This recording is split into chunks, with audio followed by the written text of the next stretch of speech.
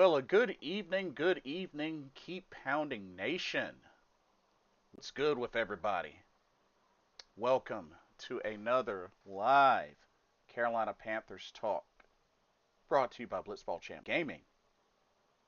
I'm your host, your MC, Blitzball Champ Jason Ingram. I have my camera off because I'm currently eating stuff in my face, and I'm sure y'all don't want to see that. It is Friday night, December 26, 2025. Hope everybody's doing well. Hope everybody had a blessed Merry Christmas. Hope everybody had fun spending time with family, friends, traveling, fellowshipping with the ones that you love. But yeah, yesterday was awesome. It was great. But it's time to get back to business. We got a very big final home game for the Carolina Panthers, Week 17. Dang, I can't believe we've already gotten this far. But Week 17, we host the extremely dominant, red hot top team in the NFC right now, the Seattle Seahawks. Whoo, man. Whoo. Yeah. I gotta keep it real with y'all. This ain't gonna be easy. As a matter of fact,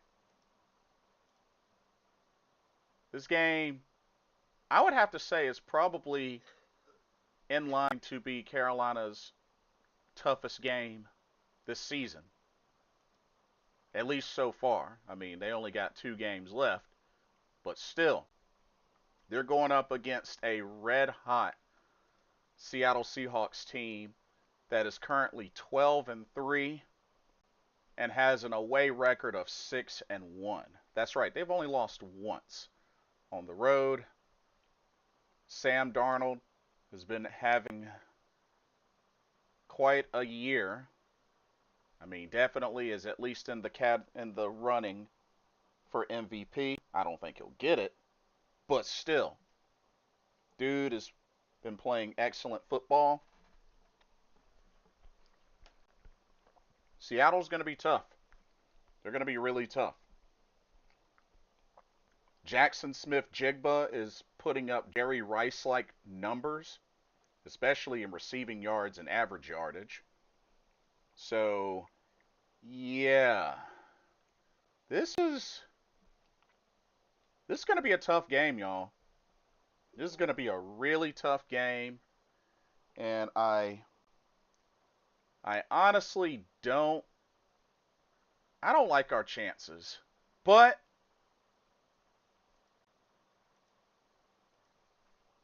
um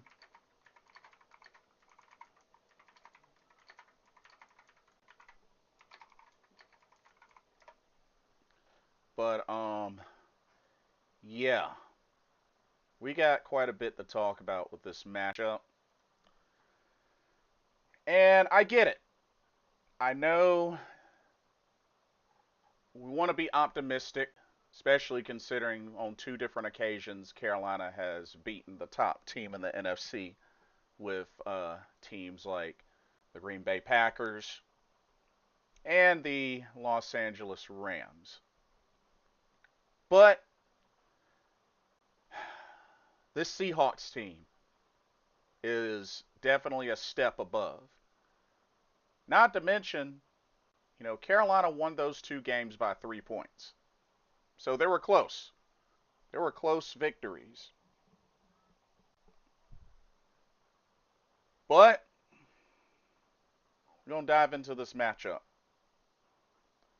So the ESPN matchup predictor has 67.7% chance going to the Seahawks, 32.0% to the Panthers.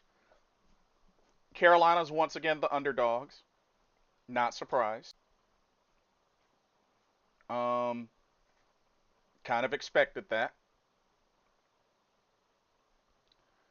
Now, there's some notable injuries that I want to talk about. Some notable injuries. Um, Unfortunately, Trevin Wallace has been ruled out for the rest of the season, so Trevin Wallace won't be coming back. Um, Actually, 1 second. I'll be right back. Stick around. 1 second.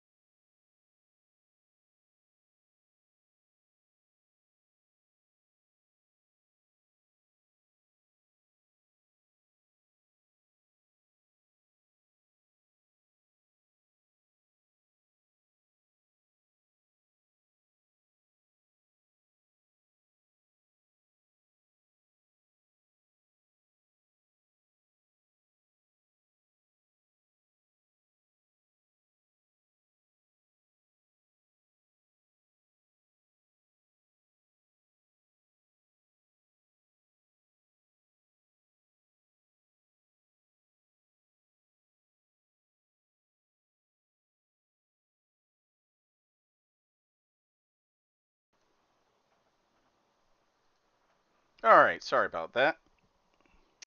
All right. So, last thing I was talking about, so injury report. So, Trevin Wallace um is out. He's out for the rest of the season, unfortunately. Um Turk Wharton will also be out as well. So, bummer there. Um Now, Robert Hunt, who returned to practice. Uh he's listed as questionable. The thing is, he hasn't been activated to the 53-man roster yet. Um, and also wide receiver David Moore, who also practiced but not activated. So I'm hoping that everything will work out and Carolina can make the playoffs, and then it gives an opportunity for David Moore and Robert Hunt to return and play. But we'll see what happens. I do hope they get a chance to play.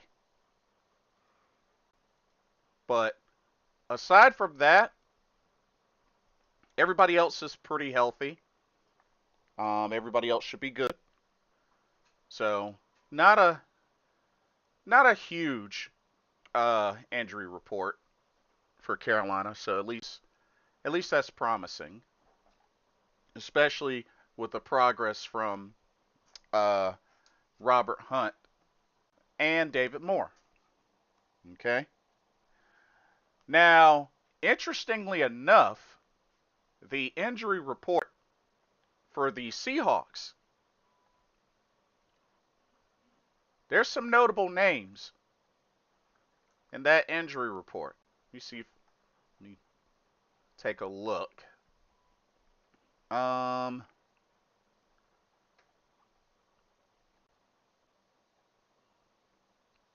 so their offensive tackle Charles Cross, a familiar name, is listed as out. He's been ruled out for this Sunday's game, and also safety Kobe Bryant has been ruled out. A notable threat, but has been ruled out for this Sunday. Those are the two main names. Um, they got a bunch of names on injured reserve, like wide receiver Torrey Horton, tight end Elijah Arroyo, um, running back George Halani, Chaz Surratt at linebacker, AJ Finley at safety, and Kenny McIntosh at running back. All of them are on IR, but not really a big injury report for Seattle. But those are two big names that are out with Kobe Bryant and Charles Cross. So, offense and defense. But I have to say, the Seattle Seahawks are definitely one of the more complete teams in the NFL. I mean, they're a complete team on offense, defense, and special teams. There's a reason why they are 12-3. It shouldn't really come as a big shock. One second.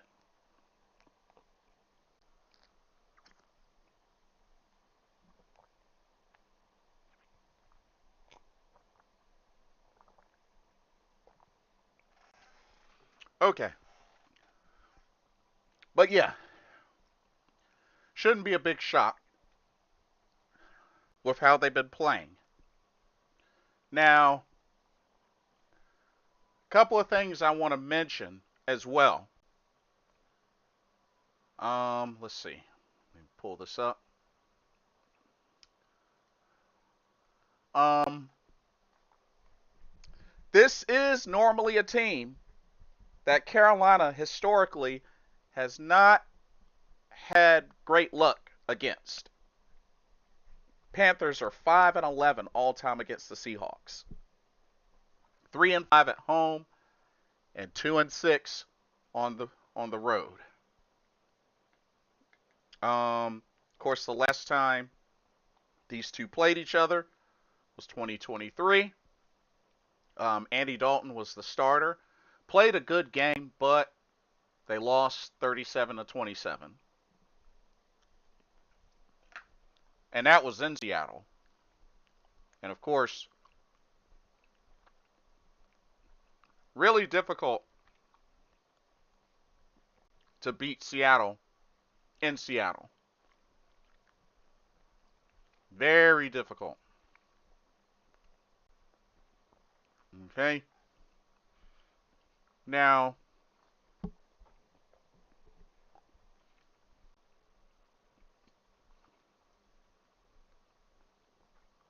couple of things. One, of course, familiar faces.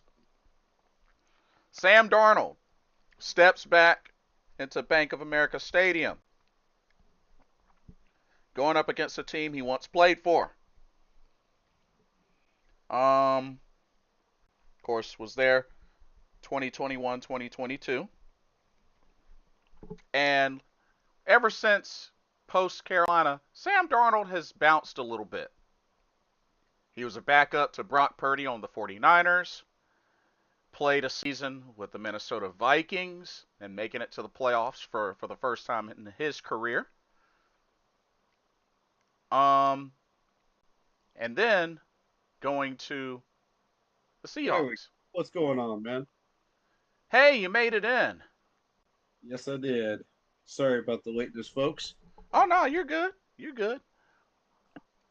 Yeah. How So, about the first place Panthers? yes, indeed. Yes, indeed. Um, First things first, though. How was your Christmas? Oh, it was fantastic. For those people that didn't see, I actually got a signed Steve Smith jersey in a wooden frame. Yeah. Oh, dude, it looks so awesome. Oh man, it's so beautiful. Dang, talk about a Christmas present. Goodness gracious. Wow. Wow.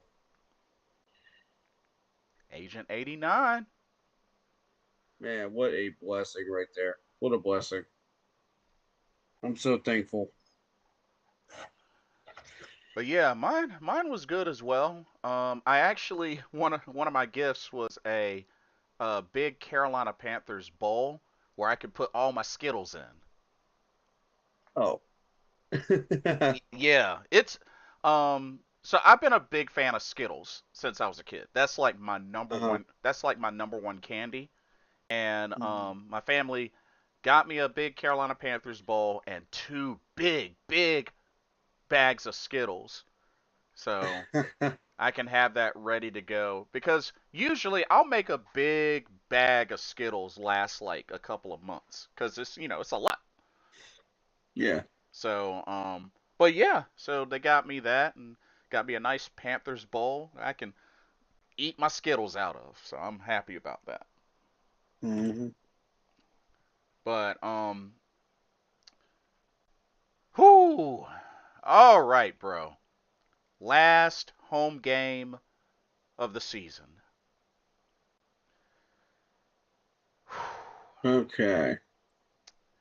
Give me 1 second to get set up here. Yeah, and I currently have my camera off for now just because I'm finishing up eating, so that's the only thing. Yeah. All right. Um, this is Facebook, and I'm gonna see if I can get to the post that was my Steve Smith jersey here. There's a lot here. Oh yeah, absolutely. By the way, how do y'all feel about these blue chrome helmets that have been circulating around that people have been getting autographs with? I love this. It's like a blue chrome helmet with the white Panthers logo on it. Oh yeah, absolutely. That's pretty fire right there. Yeah. Oh Reflective. yeah. Yeah, man. That's pretty fire. I'd love to see that on a Game day. football field at some point. Yeah, that would be pretty neat. That would definitely be pretty neat. Um, I love that. I love that. The crying Buccaneers. In second place. yeah, and Yes. you know, That's beautiful. it Absolutely beautiful. I'm gonna end up crying twice when they go up against us again.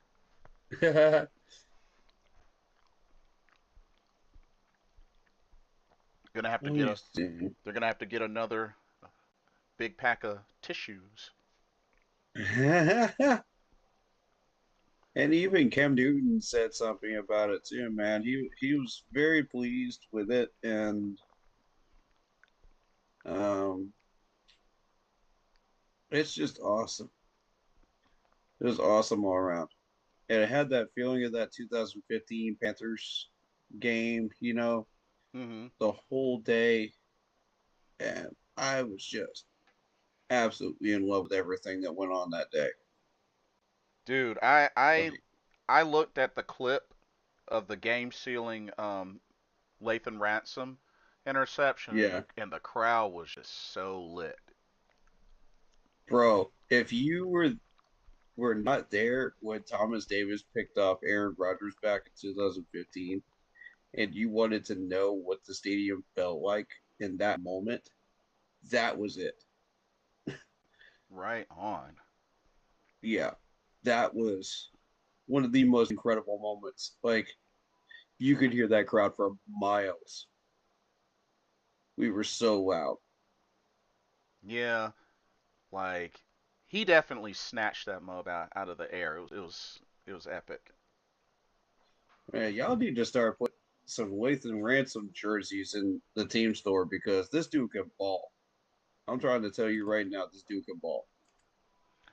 Um, and something that we There could it is. talk about as well is, so been hearing some rumblings about a certain edge rusher that may be wanting out of Las Vegas.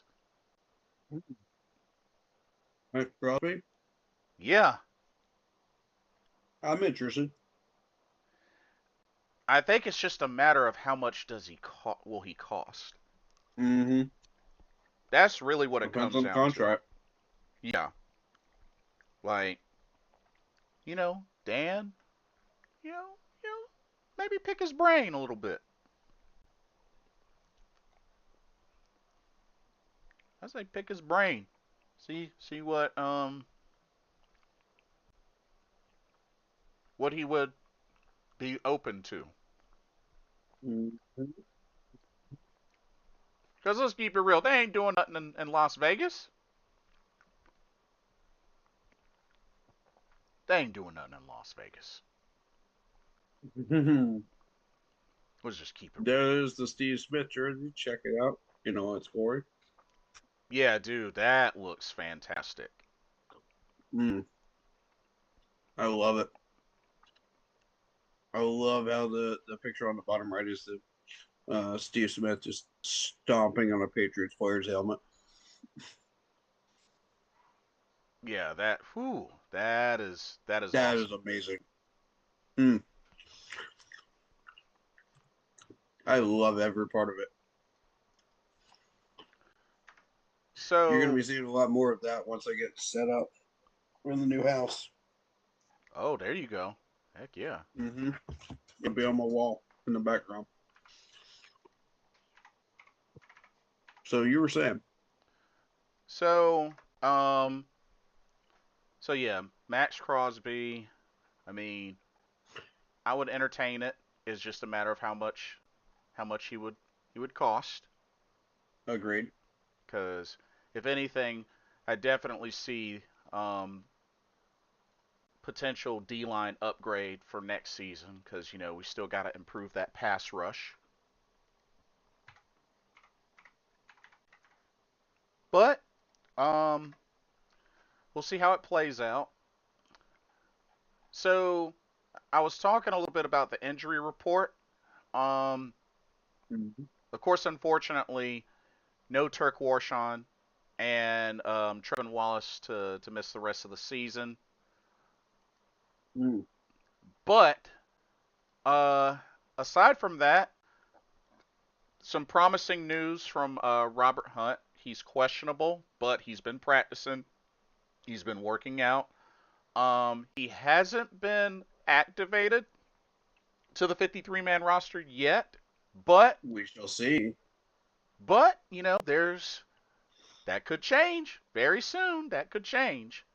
Mm-hmm. Same thing with David Moore as well. So those were really the only other names Mm-hmm. for Seattle. So notable names of Seattle, two big names. Charles Cross, offensive tackle, he's out for this Sunday, and safety Kobe Bryant. That same safety that has 4 interceptions, he's out. Mm. So those are the two You know, names. the funny thing is, I was watching Kobe Bryant during that game against the Rams. This dude is garbage. Oh, he Seattle's not struggled. missing anything. He struggled against the Rams. Oh yeah, they're not missing anything with him. Trust me. Interesting. Mm-hmm. So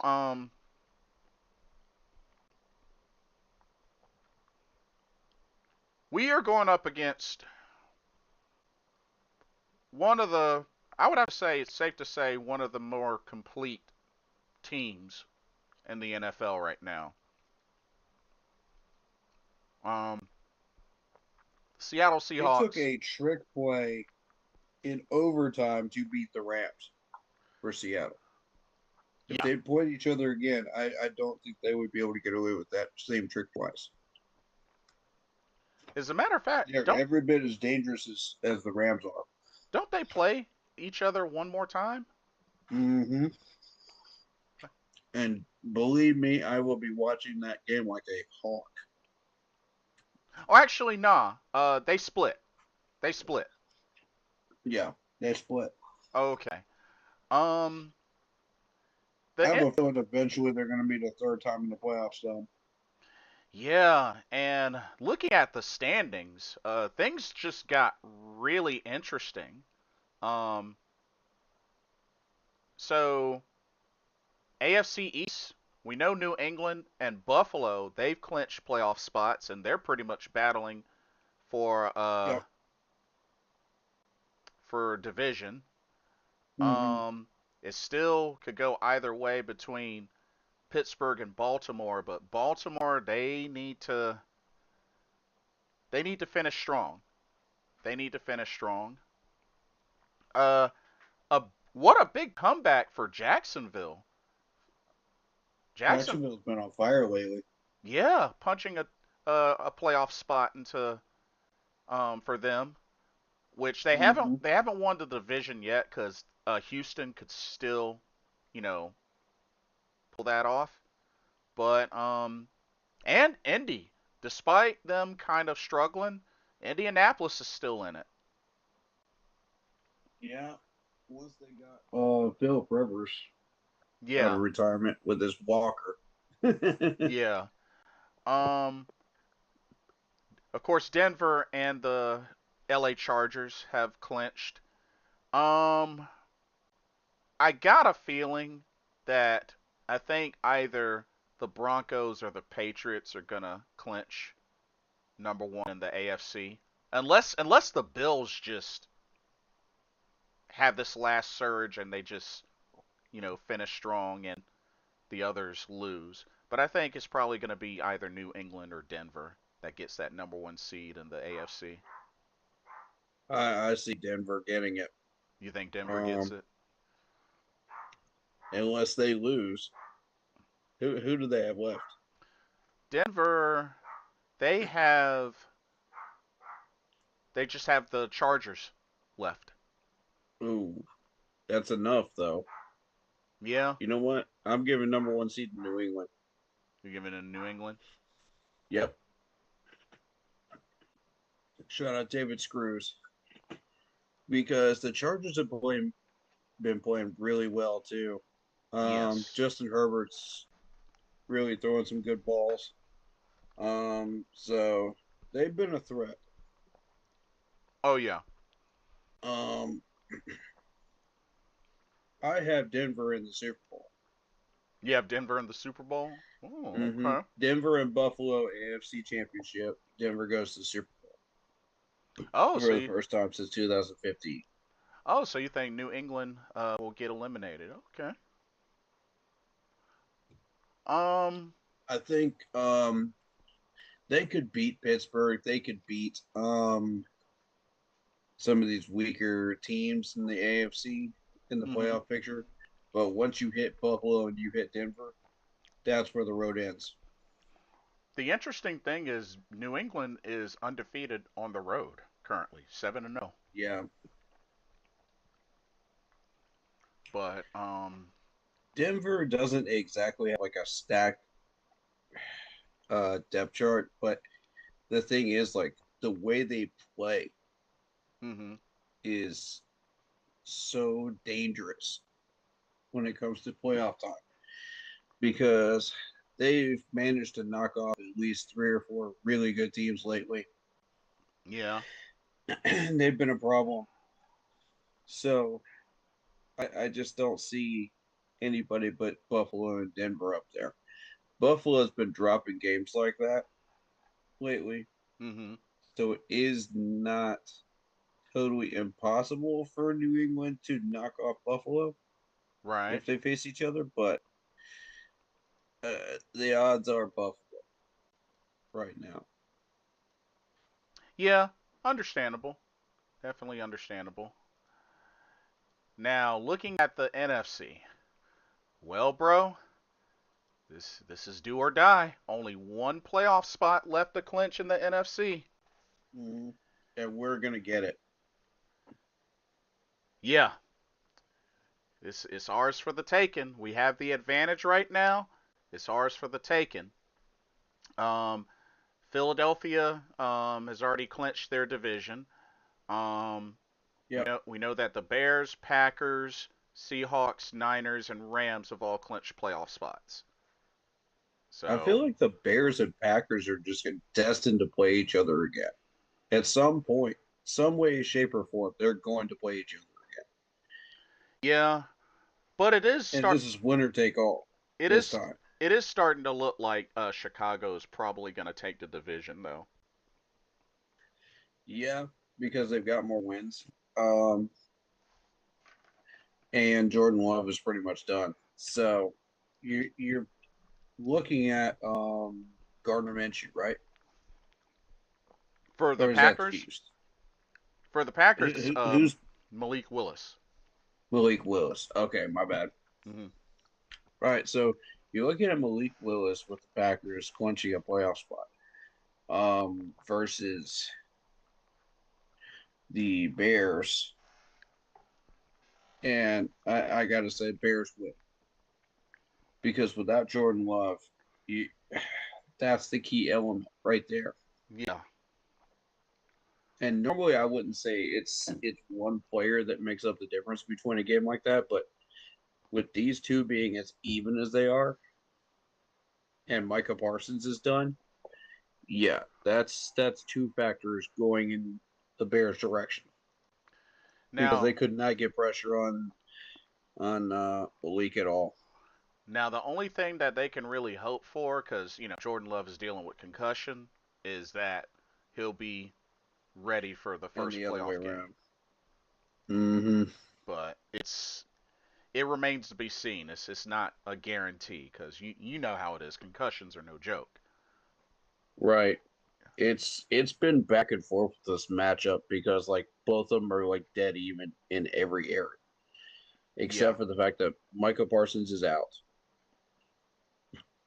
and now Jordan Love is out. That's a double whammy on the Packers. Bears win. Hmm. Now, Now, can they get past it? The West Coast? No. now it is still a tight battle for number one in the NFC, which Seattle has it for now. Hopefully, we can put a dent in that. But Mm, I mean, because like I said, Seattle right now looks like a very complete football team, yeah. and you know the ESPN matchup predictor has 67.7% to the Seahawks, 32% to Carolina. Um, Mm-hmm. I mean, not surprised there. I mean, Seattle is Right. is the better team for obvious Mm-hmm. reasons. Yeah. Um, the thing is, so historically, Carolina has not had the greatest luck with Seattle. They're 5-11 all time against Seattle. Um, We had some battles back in 14 and 15 with them. yeah. Thankfully, when Carolina has beat Seattle, they've made it look very memorable and impressive. I will say that. Mm-hmm. Um, and despite Andy Dalton, last time we played them, him putting up a good game, they still lost 37-27 in 2023, which was in Seattle, which, you Yeah. know, it's difficult to play in Seattle. I mean, we all know Yeah. that. Mm-hmm. Um, Now, another thing, Sam Darnold returning to Bank of America. And, he's kind of bounced around a bit.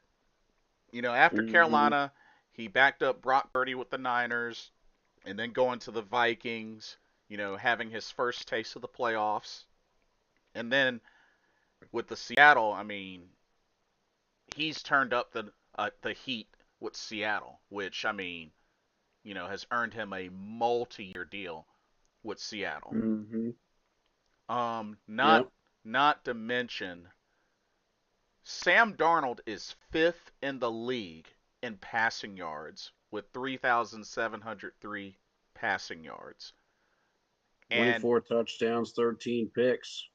Mm-hmm. and a completion percentage of 67.2. 285 out of 424. Yeah. So, as crazy as this sounds, Sam Darnold is kind of in the running for MVP. As crazy as that sounds. Mm-hmm. Mm-hmm. Now, do I think he'll get it? No. But I mean, he's in the running. I'll at least say that. Now, who? Darnold has some of the best weapons that he's ever had in his career with Seattle. Yeah, that's very true. And the big monster weapon that he has that right now has been putting up Jerry Rice like numbers is Jackson Smith Jigba. Enigma. Yeah, this dude Enigma. has found the end zone at least once a game. He's a very, very dangerous wide receiver. Y'all, Um, y'all, we really need to watch out for matchups with him. yeah. Um, this man is at the top of the league in receiving yardage with 1,637 yards. Oof. Yeah, this dude has been going crazy. And here's the thing. Here's the thing about this guy. This dude averages 15 yards a catch, and he averages 109.1 yards a game. A game. Yep. Mm-hmm. This dude averages a first down per catch, and he averages over 100 yards per game. That's scary. Look at these averages in the last 5 games. You're talking about 20.9 against the Titans, 16.1 against the Colts. Yeah. 13.1 against the Falcons, 11.5 against the Vikings, and 12.0 against the Rams. Ag- Yes, folks, 12.0 against the Rams. yeah. Um, You saw that I right. I'm gonna go ahead and say this now. I don't want Mike Jack anywhere near him. Agreed. I will take my chances on Mike Jack on Cooper Cup, Yeah. but ain't no way you put Mike Jack on Jackson. And I'll follow that up with we need proper safety help behind Mike Jack when you're doing with Cooper Cup because Cooper Cup is just as dangerous. This dude is a nasty wide receiver. Yeah. And if you leave him in single high, he will burn the ever loving heck out of Mike Jack. A jar It's going to be bad. a gyro, dude. This is not the I'm warning you right now. Don't do it. Do not put Nick Scott back up there.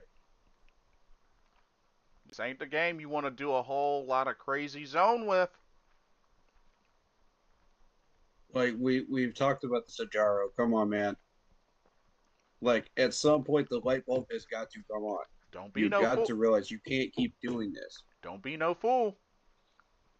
They were literally targeting Mike Jack in the fourth quarter of that Buccaneers game. You could see it. Yep. Even the announcers pointed it out. And I was just like, really? When the Fox announcers have to point that out, that's when you know you're screwing up. Come on, Ajiro. How many times are we going to do this, bro? How many times before you figure it out? Because he burned you for a good 20 yards Yeah. in his own defense, single eye. Now, I'm sitting in the stands just going, are you serious? And I made it known from my section. You could hear me Yeah. say, Gyro, take Nick Scott out of single high, you dummy. I said it a lot less family friendly, of course, but you could hear me Yeah. if you were in those stands. But it's like, they better get right. They better get right. The only place that he should be in is in run defense packages. That's what he does. Stop misusing this man. It pisses me off to no end. The amount of misuse of these players over the past 10 years has been insane. Like, Yeah. put them where they belong. They have strengths, they have weaknesses. Recognize them and put them where they're supposed to go to maximize their strengths. This is not hard. Right. Like the only hard part about it, this is disagreeing where the strengths and weaknesses are. And it says a lot about you, as far as knowledge of the game, depending on where you put them. Oh, did I also mention that Jackson Smith has converted 71 first downs? Oh, God. I'm not looking forward to this. Oh man. I mean, Oh, boy. all I know is if a It, gyro puts Mike Jack on him, I'm a pitch an ever loving fit. yep. Oh, you're going to hear a few things on stream for sure from me because, like, I will go on a 30-minute rant just about that because I'm just done with it. Like, you've had all year to fix this problem and you're not doing it. Like, really? And the light bulb just still has not come on. We're at week 17, bro. Yeah. 17. And not only that, we got to be keen on stopping the run because Seattle has a 1-2 punch on the running game with Kenneth Walker III and Zach Charbonnet. When did Damari Mathis end up on IR? Damari I don't remember him Mathis. ending up on IR. Um, I'm not too sure. Um, yeah, I'm not too sure. Huh. I just saw that in the Panthers depth chart. Um, It was weird. but the crazy thing is Kenneth Walker III, 190 carries, 879 yards, 5 touchdowns. Zach Charbonnet, 149 carries, 546 yards, 9 touchdowns. Yeah, Yeah, we have our hands full here. they got a No 1-2 doubt. they got a 1-2 combo on the ground. And also can't sleep on Cooper Kupp. The dude, you know, he might have 44 catches, 558 yards and 2 touchdowns, but it's still Cooper Kupp. So that tight end AJ Barner, 47 catches, 462 yards, 5 touchdowns. Rashid Shaheed, a notable name. Yeah. He might not have a lot of stats, only 13 catches, 178 yards, but don't sleep on Rashid Shaheed. That dude is a speedster. Oh, absolutely. Very dangerous wide receiver. He He came from was New at one Orleans. point he was a number one wide receiver for New Orleans. Yeah, yeah. And see, right now for the season, he has 57 catches, 677 yards, 2 touchdowns, because, he came over from the Saints. Mm-hmm. But now you throw him into that lightning offense that Seattle has. Whoo wee. All right.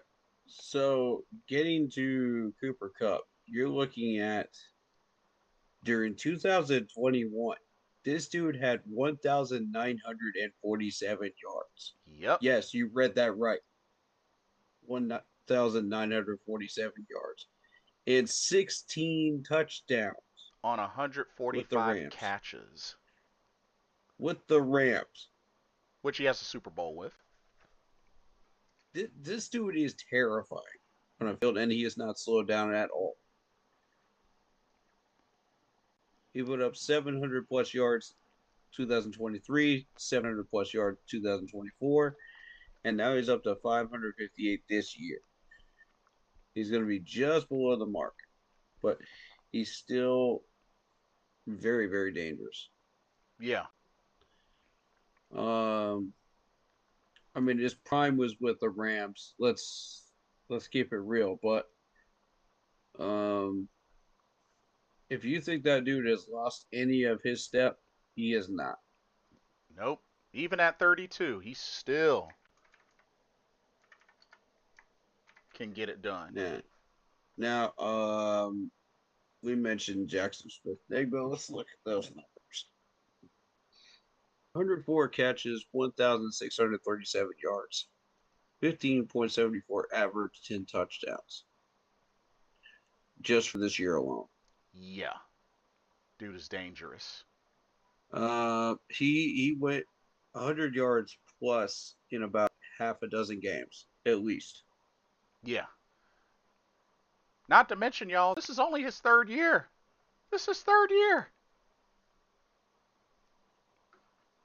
He's pretty much averaging a touchdown a game. Look at this.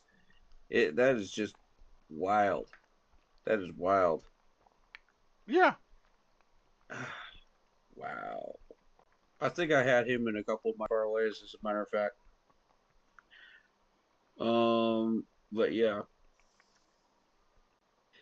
he is definitely entering his prime. Oh, Last year yeah. he had 1,130 yards, 6 touchdowns. This year he has eclipsed that. Yep. And And and the thing that's crazy is a lot of people want to, just bask at the idea that wow, it's Sam Darnold that's throwing to him. Still, like we got to remember this ain't the same Sam Darnold that we once had that was under really trash play calling and such. Sam Mm. Darnold is in a spot that has some weapons and has great play calling. So, Can I direct everyone's attention to the fact that he had 3 fumbles this year, though, and lost one of them? Pay attention to that. So if anybody wants to peanut punch the ball out on him, go for it. yeah. Um, let's see. Where he is? Where's my man? Shaheed. Yeah, I've been watching this dude for quite a while. Oh yeah. 57 catches, 677 yards, 11.88 average, 2 touchdowns. Um,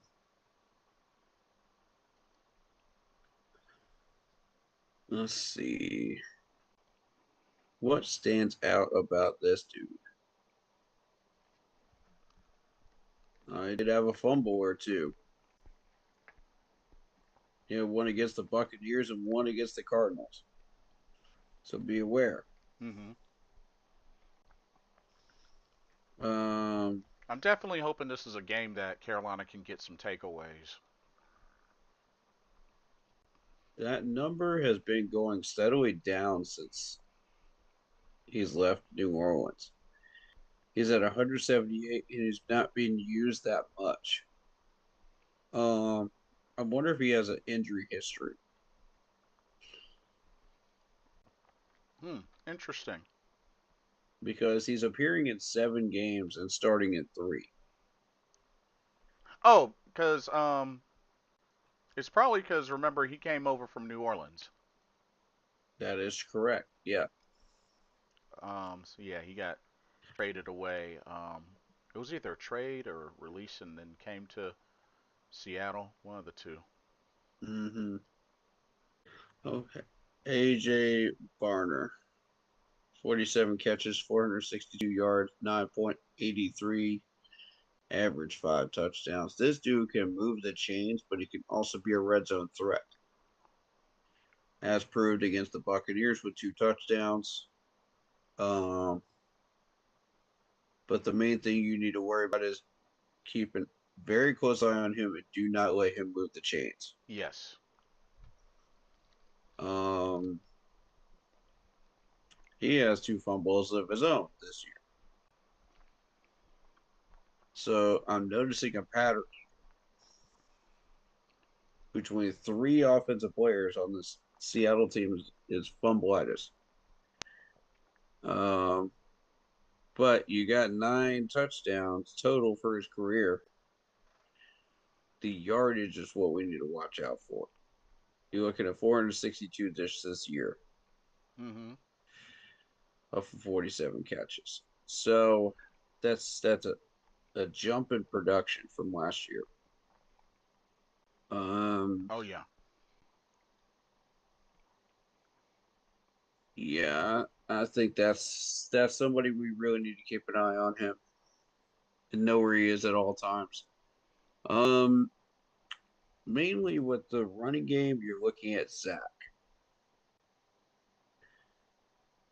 Zach is a 6'1", 214 running back, 3 years in the league from UCLA.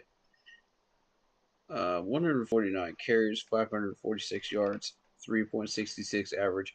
But what stands out is the 9 touchdowns. What he doesn't get in average, he makes up for in touchdowns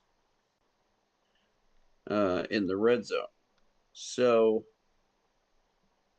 he's your short yardage guy. He can get you big third down and short situations, 3rd and 2, third and 1, Mhm. situations like that. So you want to try to avoid getting into those situations because this dude is essentially a big power back, but the size of a regular running back. Right. Uh, Very muscular, very strong, can move the pile. um, as evidenced by the yardage. Mm-hmm. Like say he'll take a 3rd and 2 and he'll turn it into 4 or 5 yards. You know, and that's what's scary about that is because that gives Seattle even better field position Right, right. within those situations, and you do not want that. So we want to try to avoid those situations at all costs. If we can get them like 3rd and 4, 3rd and 5, situations, that's preferable. Yeah, So then absolutely. you have to have Sam Darnold try to hit Shaheed over the middle or something like that for a check down, Mm-hmm. or get Smith Nigma into a good route where he can get something, 6, 7 yards down the field. So if we can force them into those situations and try to tip the ball in the air, I think that's a really good opportunity for maybe a turnover. And I think Mike Jack and JC are really good at that. We're gonna need those. We're gonna need some of those for sure. Yeah, yeah. I don't think we're going to get enough pressure on these guys to make a difference because Sam will just throw it out of the pocket and just kill people on defense with it. So the biggest thing is when you're facing opponents like this, just take away those targets as best you can. Um, the problem with this is you can't just put one-on-one versus Nigma. You can't just put one-on-one versus Cup. And you can't just put one-on-one versus Shaheed. Otherwise, one of these three will burn you, Yeah, depending on whichever one you leave one-on-one. yeah. Bump and run is gonna be kind of difficult.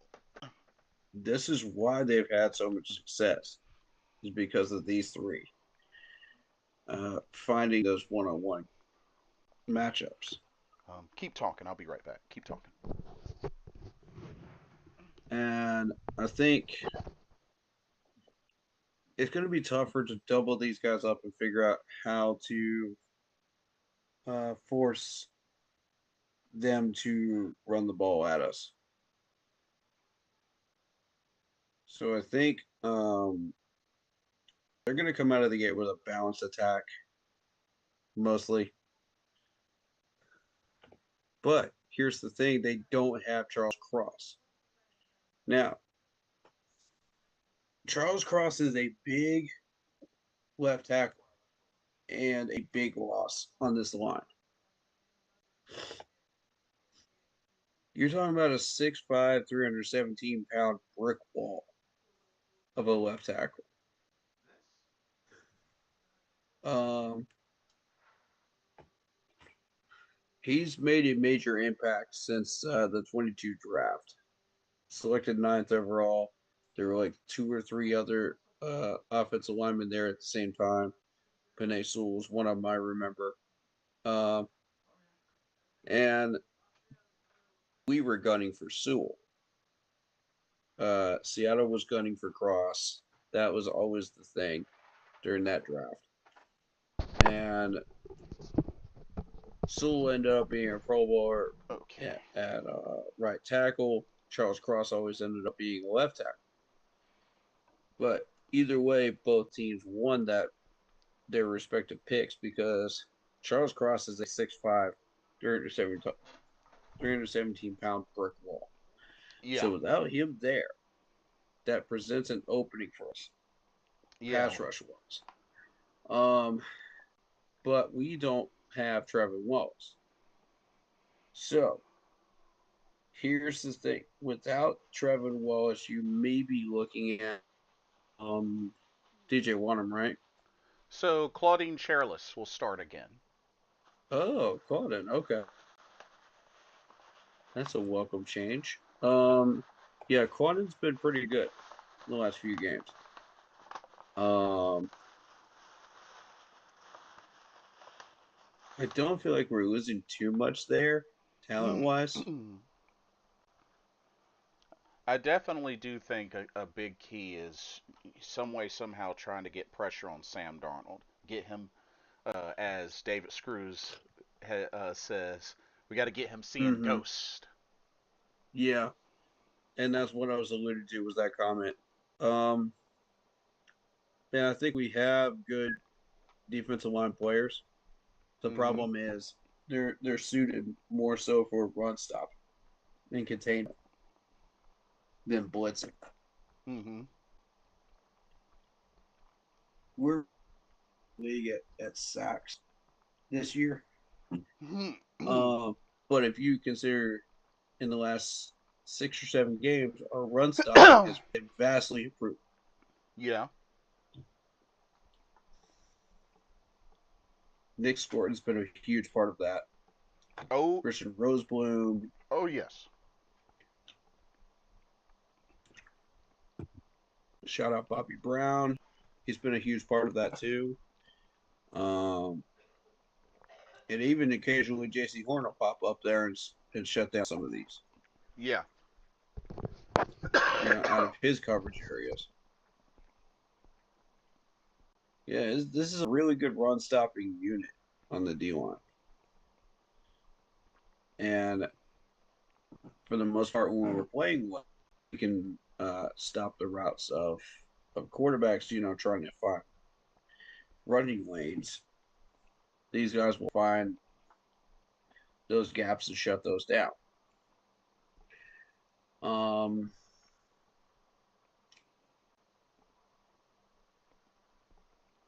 this is going to be a tricky situation here because of the lack of a pass rush. Yeah. That's that's where we're kind of vulnerable. This is where I think Sam Darnold will have enough time to throw the ball down the field and burn us. So matchups will be key again, as I said. Keep pounding USA. Welcome to the stream. Says what's up, Blitz, and keep pounding. Yeah.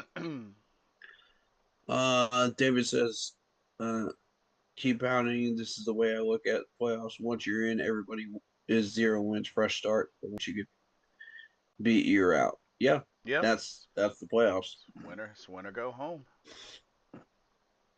And I feel like we're going to have that matchup against the Niners again. Finally, rematch and rivalry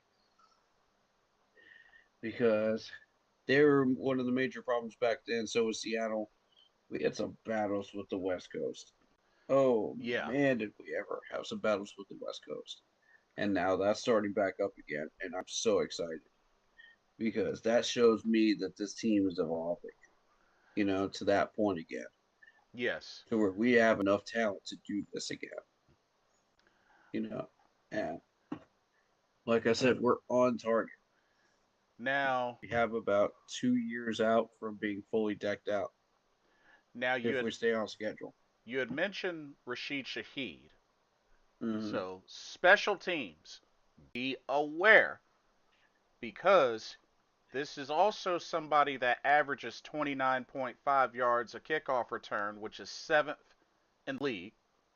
Um, and he actually had a kickoff return touchdown against the Falcons week 14, and he took a punt back 47 yards in the Rams game for a score. Mm, yeah, So, yeah, I remember that. so special teams, y'all better, y'all gotta tighten up. Y'all gotta tighten up. And also, the Seattle Seahawks defense is ranked eighth in the league, Oof. holding teams to an average of 302.9 yards per game. Um, that D line, whoo, Leonard Williams, Demarcus Lawrence, both have a combined 12 sacks and 19 tackles for loss. Yeah. Not only that, don't forget about Byron Murphy the second. Yes. Mm-hmm. And then the secondary. Can we Um, talk about Ernest Jones, man? Ernest Jones has been having a heck of a season. yeah. Oh, at linebacker? Yes. Yeah, he's got 5 Monster picks. season. He's got 5 picks. Yeah. Um, corners Rick Wollen, Josh Jobe, safety Nick Imawari, all have 11 passes defended. Yep. And Nick Amawari was that safety from Florida State. No, from South South Carolina. Carolina. My Yeah. bad. Yeah, South South Carolina, Carolina. yeah. The rookie. 6'3", 220. And I figure, okay, this dude gets picked up by Seattle. He's gonna have a heck of a rookie contract Yeah. once he gets settled into that defense. 49 solo tackles, 2.5 sacks, 1 pick already. And he's just getting started. But here's what I want you to focus on is the pass deflections. This dude had 4 against the Cardinals. 4. I mean, granted, this was a trash Cardinals team, but he had 2 against the Colts, 2 against the Texans, both playoff teams, Yeah. and 1 against the Rams, also a playoff team. So if you consider this is 4, 5, 5 picks against playoff teams already. Oof. Keep pounding USA. I guess Pass try. I deflection, guess sorry. try it again. Try changing the name again. Maybe it'll work this time. Um, but yeah, like, 5 pass deflections out of his 11 against playoff teams. Mm, mm. And he got 1 of those sacks against the Colts. This is a dude that's very, very dangerous. Second rounder. yeah, Let's see. Let's see about Ernest Jones. Ernest Jones, 5 years in the league, South Carolina, another Gamecock right here. You know, I've noticed the most successful defensive players are Gamecocks right now. yeah, If you look around the league, and that's really, really awesome for our state of South Carolina down here. We're producing some really, really talented players. hmm At wide receiver, we've got a handful of really good wide receivers from Clemson. So South Carolina is really representing as a state in both areas, hmm and I'm very pleased with that. 6'2", 230 pounds, 55 Zola tackles, 5 picks. Let's see what stands out for his career so far. He had a combined 145 tackles in 2023, Dang, this team four and a has. half sacks, 6 pass deflections that year. And he's starting to match that again Dang, this team this has year. 16 total interceptions. Goodness gracious. Yeah. Watch where you throw the ball, Bryce. Seriously. This might be the team that breaks his record of non-pick games. Oh, there you go. There you go. Keep pounding USA. It worked. Good stuff. Good stuff. Cool, cool, cool. He also says, "I know it's a tough task, but hopefully the Dolphins win." I wouldn't bet on it, but you never know. Yeah, weirder things have happened in the NFL this year. Yeah. So it's not impossible, that's for sure. Um, Keep in mind, he already has a career high 7 pass deflections. Ernest Jones Ernest this Jones. year, mm-hmm. Surpassing his 6th from 2023. Oh man. That's not good. Let's talk about Leonard Williams. Big 6'5", 310-pound guy, Southern Cal, 11 years in the league now. Very much well established. Dang, him and Byron Murphy got 7 sacks. Jeez. Yep, 32 combined tackles on top of that. Goodness gracious. We're talking about a sack a game, if not a half a sack a game, average for a winner. So, dude, we got to deal with defensive ends on opposite sides with Williams and Lawrence. Oof. A pass Oof. deflection a game, average. He's got about 15 for the year. But really, his strength is in uh, pass rush and sealing up the gaps.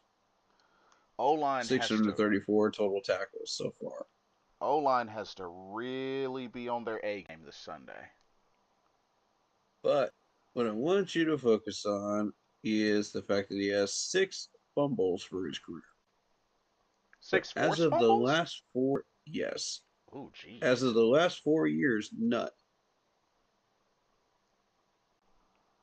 Interesting. Isn't that curious? Yeah,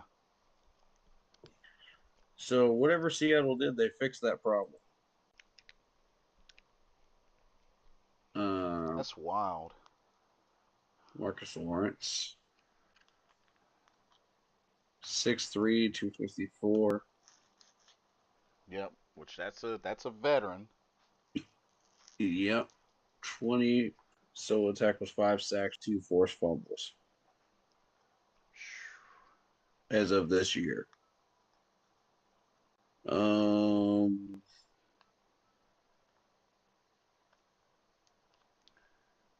let's see, where did he get his sacks? He got 2 against the Jaguars. He got 1 against the Texans. 1 against the Vikings. Half a sack against the Cards. Half a sack against the Commanders. Um, he used to be really good at pass deflections, and in the last 2 years, against with the Cowboys and with the Seahawks, he only has averaged 1 in those 2 years, which is curious. Um, this is a dude that can tackle 495 combined tackles, 282 solo, 66 and a half sacks for his career. He's already got 5 sacks so far this year, matching his typical season average of the past 5 years. Mm-hmm. Um, no picks so far. But what I want to call your attention to is the forced fumbles call. 23 for his career, Jeez. averaging at least 1 or 2 a year, bare minimum. And this is his only his second team of his career because he's been with At his the peak, he had 4 in 2017 and in 2020. uh Something to watch out for. Ernest Capu. Welcome to the stream. He says 30 to 27 Panthers, bro.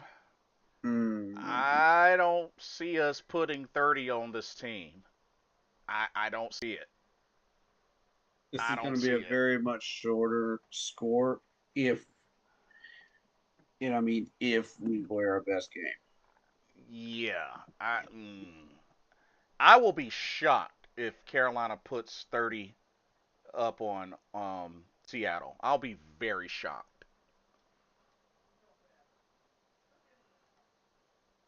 Okay, there's 2 different scenarios that we're looking at with this game. One of them has Dave Canales stealing the playbook from Bryce Young, which is the most likely, to where we only get about 7 points against a very, very dangerous Seattle team, and we get blown out, Hmm. 30-7. Let's be generous. Um, and the other one where we play our best ball against Seattle. Bryce Young is controlling the playbook. We play well. It's still looking like 21-17 Seattle. Not to mention, I highly doubt this team gives up 30 points back to back. Because remember, they gave up 37 in that overtime game against the Rams that they still won. But I highly doubt Seattle gives up two back to back 30-point games. I doubt No, it. I no. highly doubt it. Plus, they needed a trick play to win that game in double in overtime. Not to mention that was only their second time this whole entire season that they even gave up 30 or more points. They're so evenly matched. Yeah. It's ridiculous between those two. And I have a feeling they're destined to meet each other again at some point in these playoffs. Yeah. Um, you do with do we cover Byron Murphy fully? No. Okay, Byron Murphy. So 2 years in the league, 6 foot even, 306 pounds, defensive tackle, Mm-hmm. 19 solo tackles plus 7 sacks. Yes, folks, you read that right. 7 sacks. This dude is a major problem in the backfield. 2 against the Jaguars, 1 against the Vikings, 1 against the Saints, 1.5 against the Steelers. Um, Other than that, he's got 93 combined tackles, but solo tackles 27. So if you run the ball at this dude, you should be successful. Um, but if you let him into the backfield on a blitz, you're Mm-hmm. cooked because he's going to make your quarterback run around like a freaking spring chicken. So, um, I believe that Cade Mays can hold him out. I'm not worried about that. I'm more worried about Leonard Williams and DeMarcus Lawrence. Although, don't ignore Jalen Reed. Mm. Jalen Reed will come in, and he's a 6'3", 315-pound guy from Alabama. 9 solo tackles and a sack and a half. Now, under the surface, he doesn't look that dangerous, but when you look at his career numbers, we're looking at a guy that's got 11 pass deflections in his career. Yeah, and that's You're just looking at a guy that's start of got it. 8 forced fumbles. 8 Mm-hmm. career. 1 a year. Pay attention, and he does not have one for this year yet. He's due. Do not become that team that he gets that one against. Um, 206 solo tackles out of 209 assists. Yeah, that's assists. My bad. Mm-hmm. Um, but it's 415 total. My bad. No, you're good. Uh, hmm.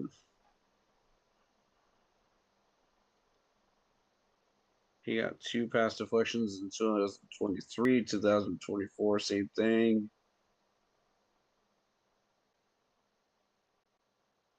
I would be more worried about these sacks than anything else because he's got 40 career. Yeah, which is understandable. And he's only got to have a sack this year. A sack and a half. My bad. Misread that. But yeah, he's one of those guys from Alabama national champions, man. Under Nick Saban's crew. Back 10 years ago, man. Ah. Yep. The early Saban people. We was just starting to build that dynasty and starting to really stretch out with it. Mm-hmm. But yeah, very dangerous guy right there. He often gets overlooked.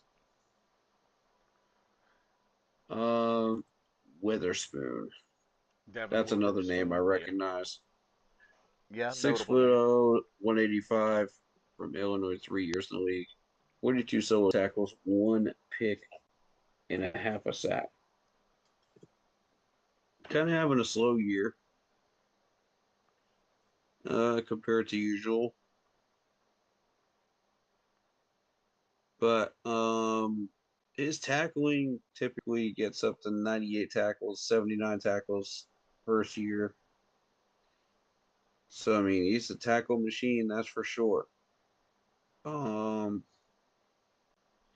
he had 16 pass deflections in his rookie year.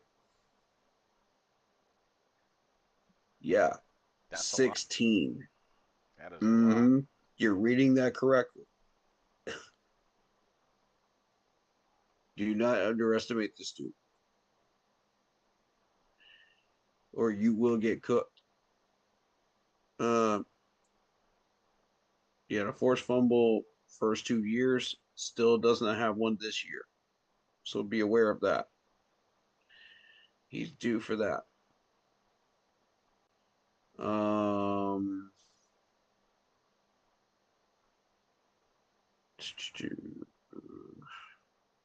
he's got 148 solo tackles out of 241.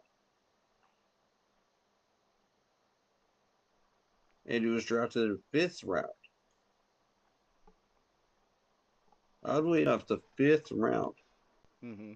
and you find a corner this good. Mm, something to pay attention to. Indeed. Um, I I remember Josh Jobe. He was one of those guys that was scouted for Alabama, but he just kind of fell out of the bubble. Oh, I see. I see. Yeah, about 4 years ago. Remember him? Mm-hmm. 37 solo tackles, a half a sack, and one pick. But the pass deflections, one per game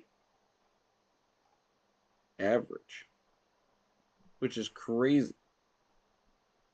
Oof. There we go. That catches my eye right out of the gate. He's got 22 career, and he's got 11 so far this year. Um, 85 solo tackles out of 112 career, two picks, one per year in the last 2 years. Um, he's not really the one I'm worried about getting a pick on us, but we just have to be careful where we throw the ball. Yeah, absolutely. He's already got his one pick this year, so I'm not. Mm,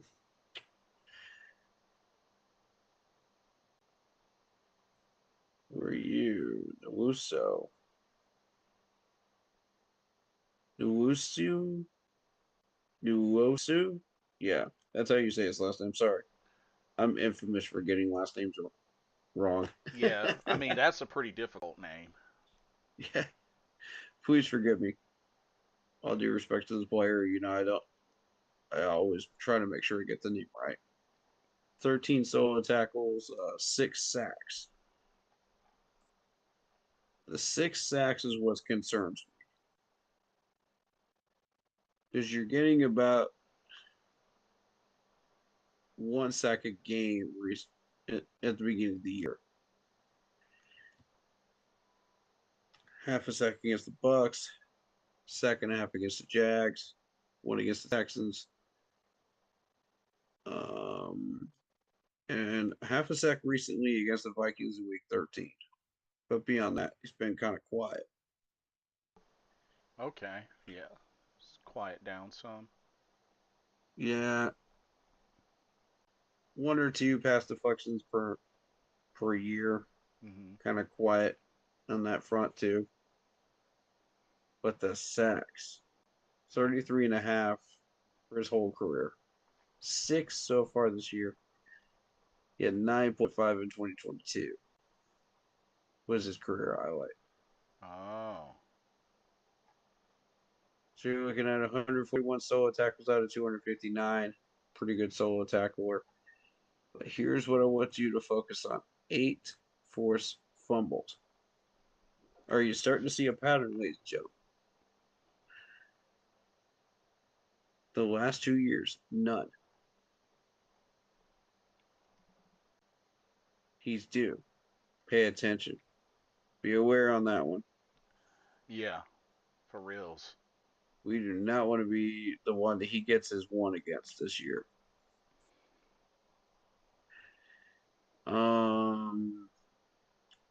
What else do I recognize in this defense? Pritchett.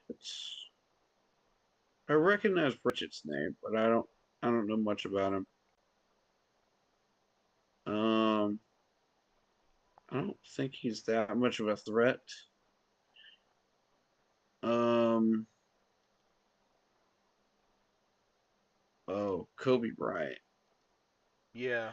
Which he'll be out this game. 4 picks, 1 forced fumble. I was thinking of the other Kobe Bryant that the Falcons had. That dude was absolute dumpster fire at corner.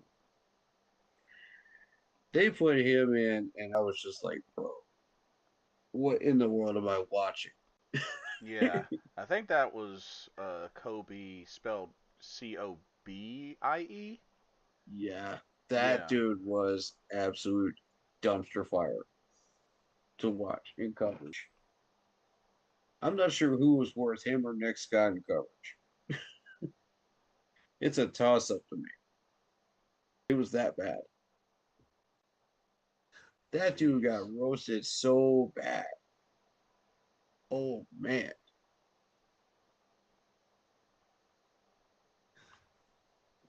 But this is a different one. This is spelled Coby. Yeah. And this Bryant. is 6'1", safety. 293, 4 years in the league as a safety. Yeah.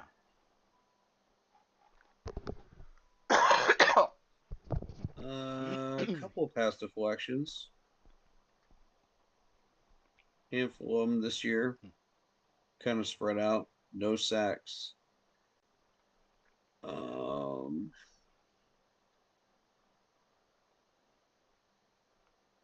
let's see. What am I looking for here? 138 solo tackles out of 227.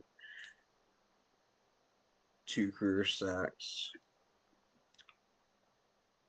17 pass deflections. I mean, this dude's a career backup. Realistically, he comes in. He's a solid number 3 guy, but or a number 2 guy. But I mean, once Nick Imawari gets settled in and gets his game going, hmm he'll take Kobe Bryant's spot. I have that feeling. Oh yeah. It's Ty Okada. I don't know this guy's name. Ty Okada. 5'11", 193, 1 year in the league. Where was he drafted? I don't remember. No, he was signed to a practice squad. Okay. Yeah, he never was drafted. It looks like he's gonna be That's why. starting. Hmm. 6 pass deflections this year. Other than that, nothing really to write home about other than the fact that he can tackle well hmm and that sack and a half that he's got. He's got 1 pick. Yeah, it's not too exciting um, to look at as far as him. 2 pass deflections against the Buccaneers. Hmm. Very interesting. Okay. Um,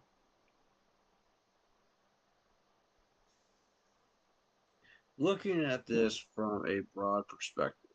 Okay.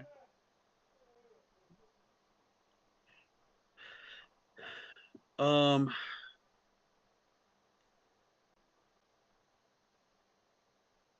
where are they ranked on rush defense? Rush defense. Mm-hmm. Let's see. Because I'm kind of seeing something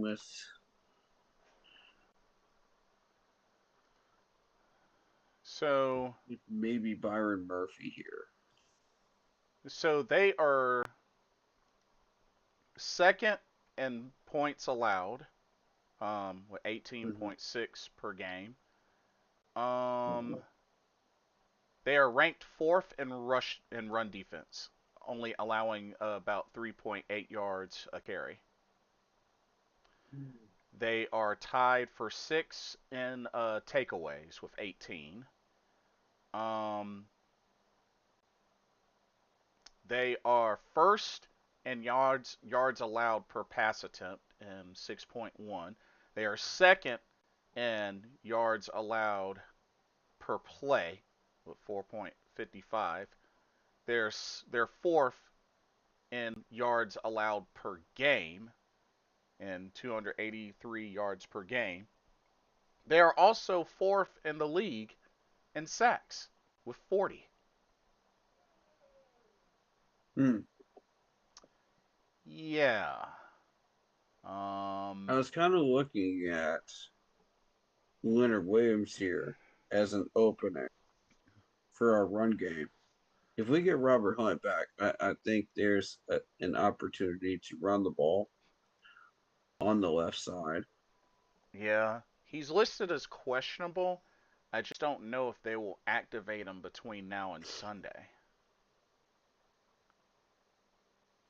If he's healthy enough to go, we're going to need that big, uh, muscular guy up there, opening the gaps and making the proper shifts. Yeah. Um, because don't get me wrong, who we have up there is good, but when you're facing a D line like that, you've got to have everybody all hands on deck as far as Yeah. your starters. Yeah. Otherwise, you're not going to be able to move the ball very far. You're going to be forced into a lot of passing situations, throwing the ball where you don't want to throw it Right. We because the also coverage is going to force you to do that. we also have They're Icky back. banking on that. We have Icky back as well. Um. Oh, and shout out to Rico Dowdle, surpassing 1,000 yards. Mm-hmm. Shout out to Congrats to Rico. J.C. Horn on getting his second Pro Bowl. So, um, but yeah, like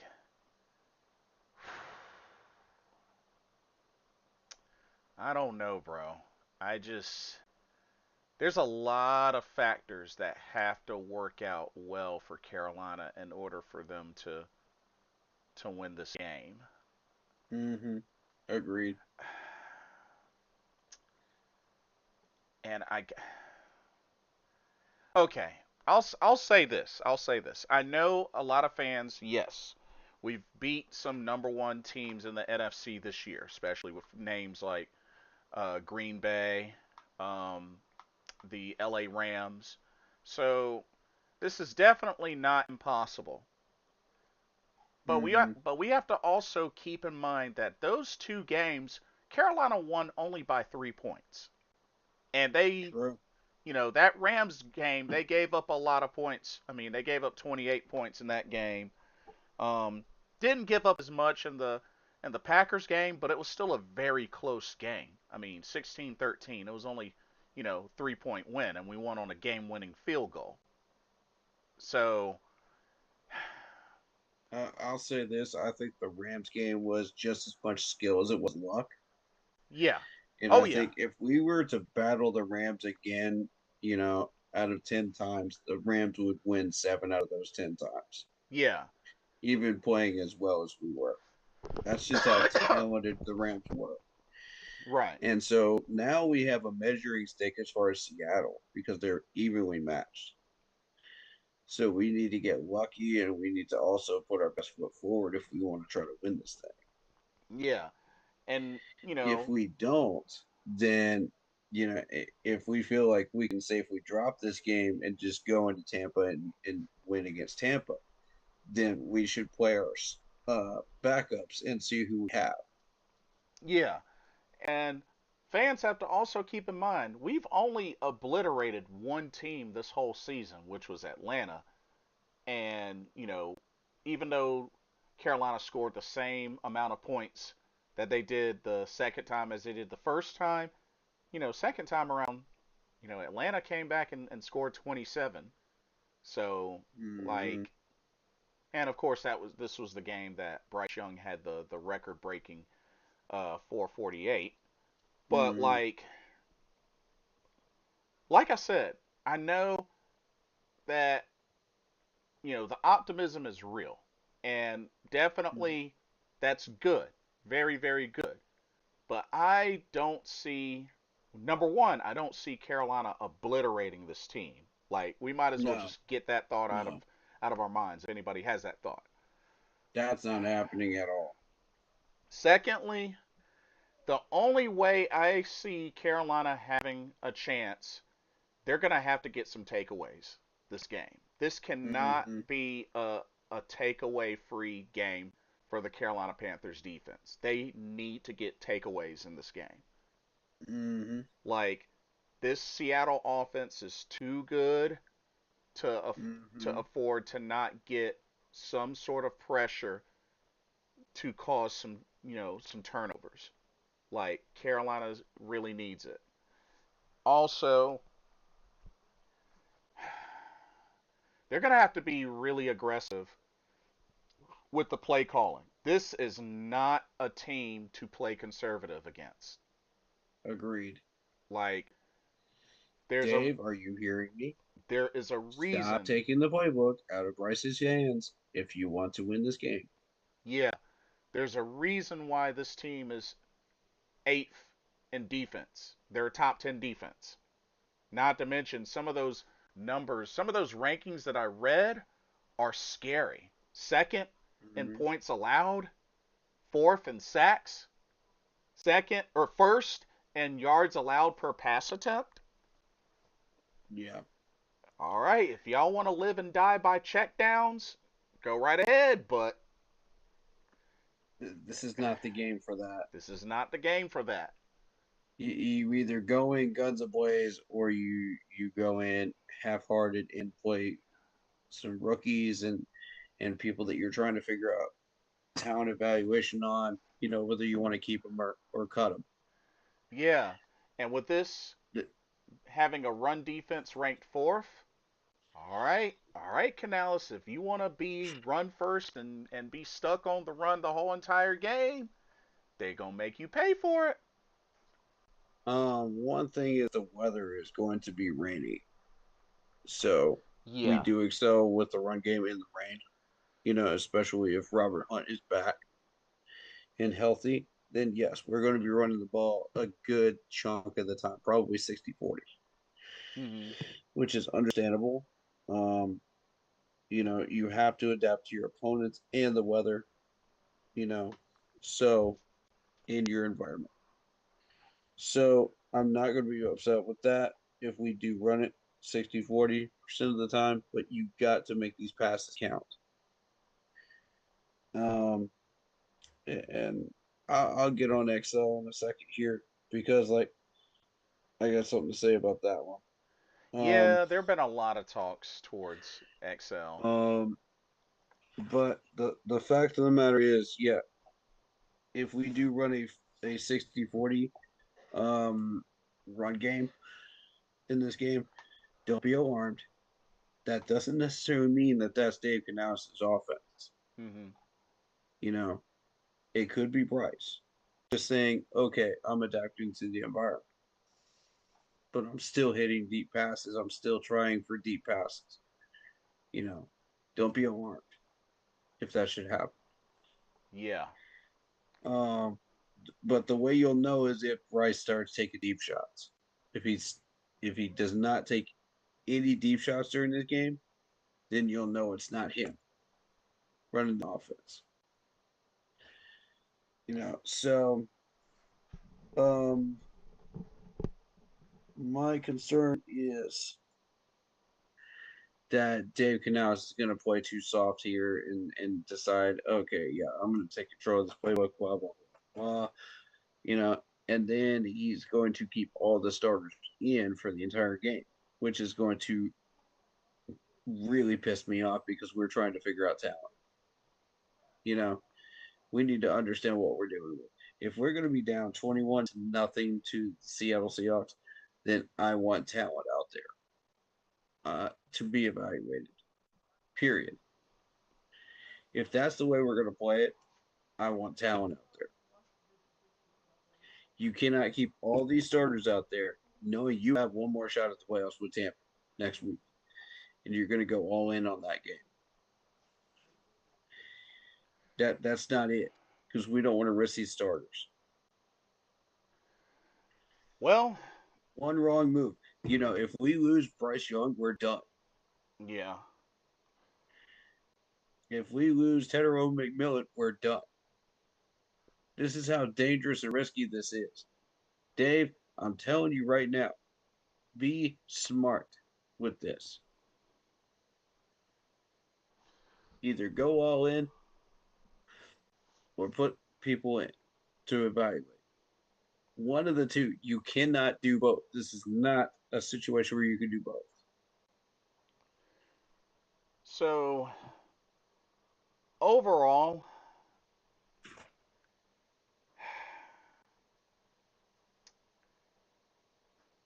I hope Carolina. I mean, I hope we can see shades of what they were able to do against the Rams and the Packers and amongst other teams. But I just I'm having a hard time. I'm having a very hard time seeing this as a win for Carolina. Mm, I'm having a hard time. I mean, Same. because here's the Knowing our pattern. here's the thing that folks got to remember. Yeah, they can use the Rams. Yeah, they can use the Packers. Let's keep it real. This team is better than both of those teams. This is a complete football team. Please, I implore all the fans out there. I get it. Optimism, great. Definitely go in, be confident, cheer your team on to victory to the max. But Mm, please do not underestimate this Seahawks team. If y'all are thinking that this will be a walk in the park, you're crazy. There's a mm, reason why this team is 12-3. There's a reason why this team is 6-1 on the road. It's already bad enough that they protect home field pretty well, but the fact that they rarely lose on the road is scary. Not to mention this is a team that historically Carolina has not had the best luck against. 5-11. And I know folks want to say, but 2015, that's fine. Two completely different rosters. And we know yeah. this. Two completely Uh, different rosters. we don't have even. We're not even remotely close to what we had in 2015. I'm sorry, no. If anybody thinks that we have that level of talent right now, you're nuts. And that's coming from me because I know how to evaluate that level of talent, and I know exactly what it's going to take for us to get there. We're still 2 years out from that. Yeah. And not only There's no way. Anybody that thinks we have that type of talent is delusional. Just because you felt like we had a 2015 type game against the Buccaneers, great. That energy, great. I enjoyed that, throughout that game. and But if you think we have that type of talent right now, no. and not But only are we stumbling our way through this schedule? No, not at all. and not only that, because here's the thing. Only way I see Carolina winning is One, they like I said, they're going to need to get takeaways, and I only see probably another close victory because, like I said, we gotta folks gotta stop acting like we obliterated these other teams. We won by 3 points. Exactly. Won by 3 points. Number one Exactly. and number two. We just read off the rankings. Like I said, yeah, Green Bay was tough. Rams were tough. Seattle's a much tougher team. Not to mention, Seattle hasn't even clinched their division yet. So you best believe they're going to be playing not only for the division still, because there's, three of those teams in that division have clinched playoff spots, and they're still trying to battle for not only the division championship, but also number one seed in the entire NFC. This team is not going to take it easy. And The only thing I'm saying is, and David, I see you. Don't I do too. don't underestimate this team. I'm telling you, don't underestimate this team. Yeah, I'll address those comments in a second, but I'll reiterate again. Seattle only beat the Rams by pulling out a trick play in overtime. They're evenly matched. They're both very, very dangerous, and we got lucky to beat the Rams.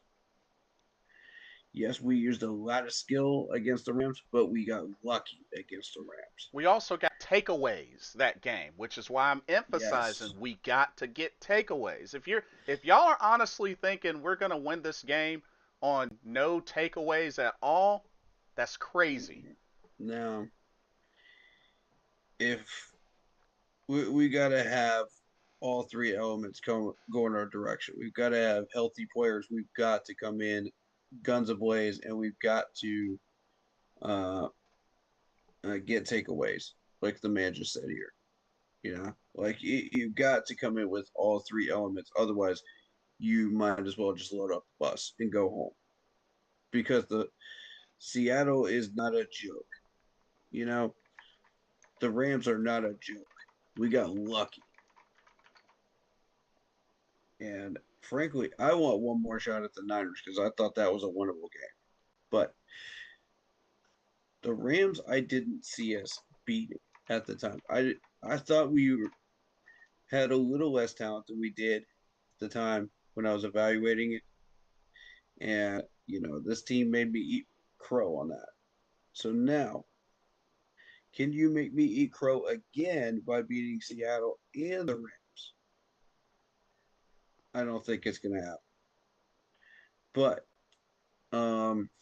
let me get to these comments of David, because I know he's got a strong opinion on this. So I'm going to Yeah, let him have a say here with these comments yeah, go for it. um, and show him the proper respect. He said, "We beat the Rams. They had no picks for a long time, and they had two picks coming into the game. We had two, and we beat the Rams. Again, we got lucky. That Nick Scott pick was lucky as heck. He was in the right spot at the right time. The other one, that was skill. Let's call that what it is. Mike Jack was skill. So, we broke the Ram streak. True. They only had two losses. What's the difference? The difference is they were not fully healthy. Not to mention we're talking about a team that's better than the two that you're mentioning. They were not fully healthy. They were off their game, and we caught them at the right moment. We got lucky. That's the difference. When they played Seattle, they were fully healthy, fully decked out. Seattle had to pull out a trick play to win that game in overtime. That shows you how dangerous both of these teams are. When they both had to go overtime to settle that, which is exactly what I thought was going to happen, fully battling it out. And that was a war of a game, too. I enjoyed Mm-hmm. that. I knew exactly what we were getting. Um, Yeah, we won by 3 points to the Rams, but they only had two losses. True. But again, like I was saying, we got lucky. You know, we face these guys 7 out of 10 times, they're gonna win. Not that we don't have the skill to battle them to within 3 to 7 points. Yes, we can do that. But 7 out of 10 times they would win. Everybody said we couldn't beat the Rams. Yeah, I mean, myself included. I ate crow on that. A This big, stadium will be loud, and that'll make a difference. It could. I It hope it could. does make a difference. I hope it does. It very could. Um, let's see. It's gonna happen, man. I strongly believe we are winning. um, while Keep that optimism, I guess. uh I like the energy, while but I you're just don't see it. while you're at it, David, throw your score prediction in. I'm Yeah. curious. Throw your Mm-hmm. score prediction Yes, in. please do. Isaiah Isaac says, if we win, will it be a 1-3 lead?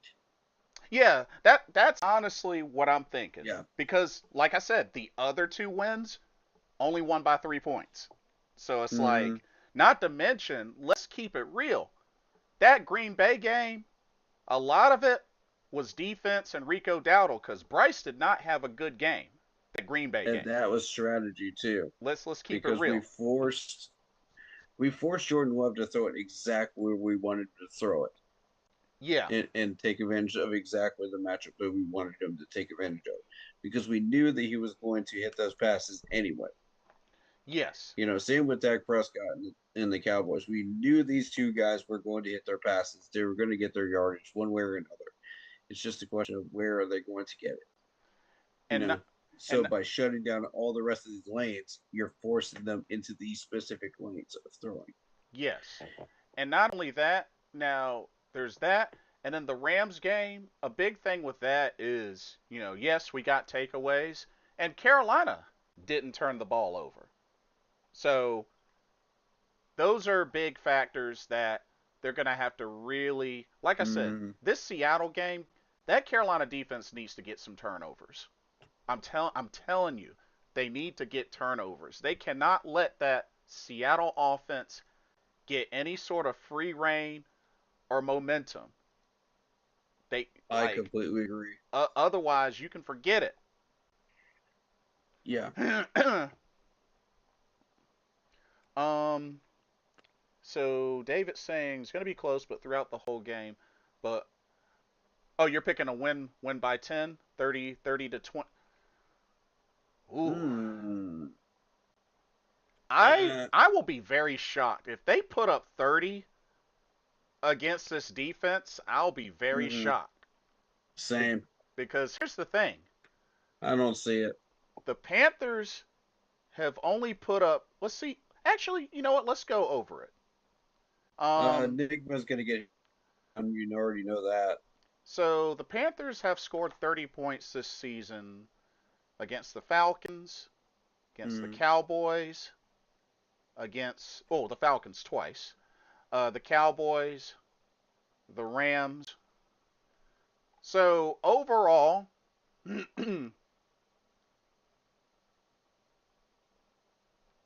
so the Cowboys, and see that's the thing. Cowboys, another game, won by a field goal.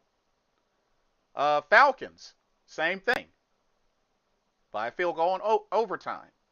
Like, Mm-hmm. I give Carolina credit for their resiliency. It's definitely been on display. It's definitely been Mm-hmm. on display. But it's getting harder and harder. Because here's the thing: you look at a lot of these games, a lot of these victories, Carolina has won by 3. That's Um, correct.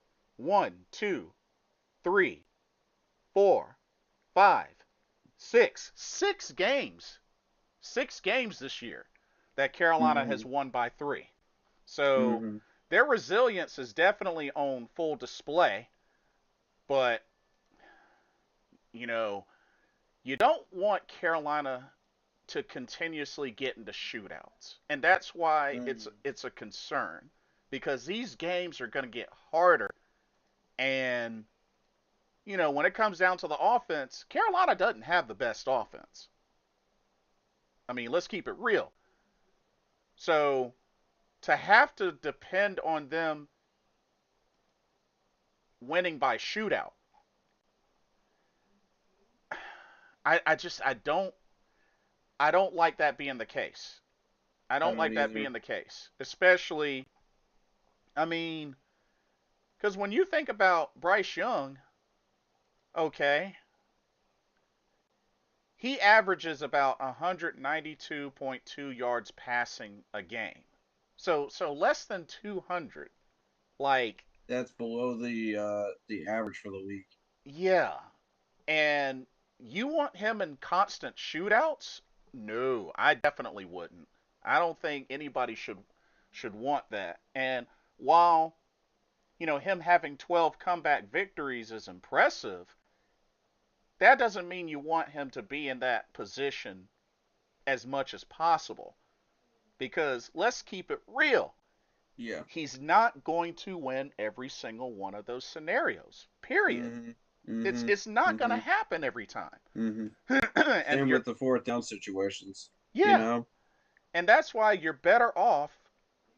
That's why you're better off establishing establishing your play and dominance early on and maintaining it. And see, the thing Mhm. is, Carolina has only been able to do that once this season. Mhm. Once. Once. Should have been three if So we're being honest with ourselves. so like I said, like this is going to be a very difficult game for obvious reasons, considering this is a team, like I said, better than the Rams, better than the uh, Packers. But like I said, if they can get turnovers, and if Carolina cannot turn over the ball, I honestly think it could be another win by 3. But I just honestly, I just honestly I don't see it happening. And like I said, here's the thing, David. Here's the thing. It's not about hoping that anybody eats crow or anything like that. That's not what this is about. Right. You have to also keep in mind that even as fans, we're trying to do our best to assess the full situation of this game. And Mhm. while Carolina, like I said, if it's one thing I will say, Carolina has taken it to a new level this season. Can't nobody take that away from Carolina. If there are fans Mhm. out there that feel like Carolina hasn't arrived, even if we don't make the playoffs this season, they're ignorant. There's not much that you can do to change their mind either. They're Yeah, just going to be tunnel vision on it. and that's fine. That is what it is. But that's ignorance on their part. Let them deal with that. My thing is this: there's always going to be a measuring stick with this team, especially we've been there. We know where this team has come from. We know the many number of years this team has suffered. It's going to get to the point where little by little this team is going to get back to where they need to be. It might not necessarily be at the pace that we hope for, but one thing's for sure, this season has been very big for Carolina. Mhm. Very big. I mean, Mhm. they've already gotten 2 more wins. Wait, no, 3 more wins than they Three did more last wins. season, Yeah. and with more to come. Which is exactly where I expected them to be at. I called 7 to 9 at the end of the year, and we're exactly in that target range. Yeah, and the thing is, there's still a lot of work to be done with this team, with the inconsistencies. But you know what? Even with the inconsistencies, look at how far they've come. Mm-hmm. This team has an opportunity to make the playoffs. And my thing Yep. is, they got a chance to potentially do it Sunday, especially if things fall in place and Tampa Bay eats the big one against Miami. But my whole thing is this team still has to go out and get it. And right now they have a big opposition in the Seabirds, a team that Mm-hmm. has a team that historically has had Carolina's number. Mm-hmm. Now, I will say this. Carolina has a chance to make an even bigger statement that'll trounce the statement that they made against the Rams and the Packers. Mm-hmm. And I wonder if they can actually pull it off. I'm not so sure, but I believe that if they can play to their best strengths, disciplined, then you know what? They can shut everybody up. They can hush the crowd and they can silence the seabirds this Sunday. I just don't think it's going to happen. But I will gladly, I hope to God I'm wrong. But big thing is we can't underestimate this team. That's the only thing I'm saying. We cannot underestimate this team. Facts. Not to mention, got a familiar face. Let's keep in mind, Carolina, parted ways with Sam Darnold, and right now that dude is balling. Mm-hmm. Balling. And he's going to face his former team. Mm-hmm. I mean,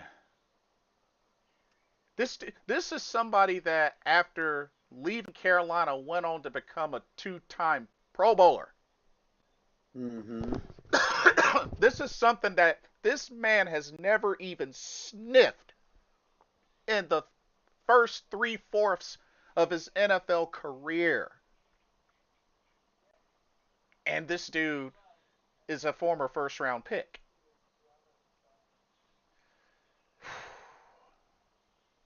I hope Carolina brings it to the utmost. I really do. But this game makes me nervous. You're This not wrong. this game makes me nervous. I'm with you. Yeah, when I look at this team, it the record was, I'm looking at 7-9 wins. That was exactly what I thought was going to happen. But when you look at it talent wise, we've exceeded my expectations. And I'm Mm-hmm. very, very proud of this team because there are so many times we could have just stayed down, and laid down, just like the old Panthers teams.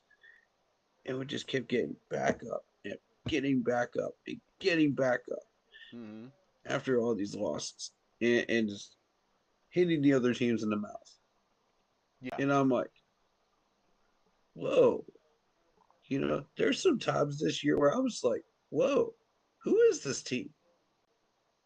You know, I don't recognize this team from last year, you know? And y'all grow up. I'm impressed, you know? And that's me saying that I'm always honest. I am always telling y'all the truth. Mm-hmm. Like, I have no reason to lie to y'all. When I'm giving this team praise, they have earned it.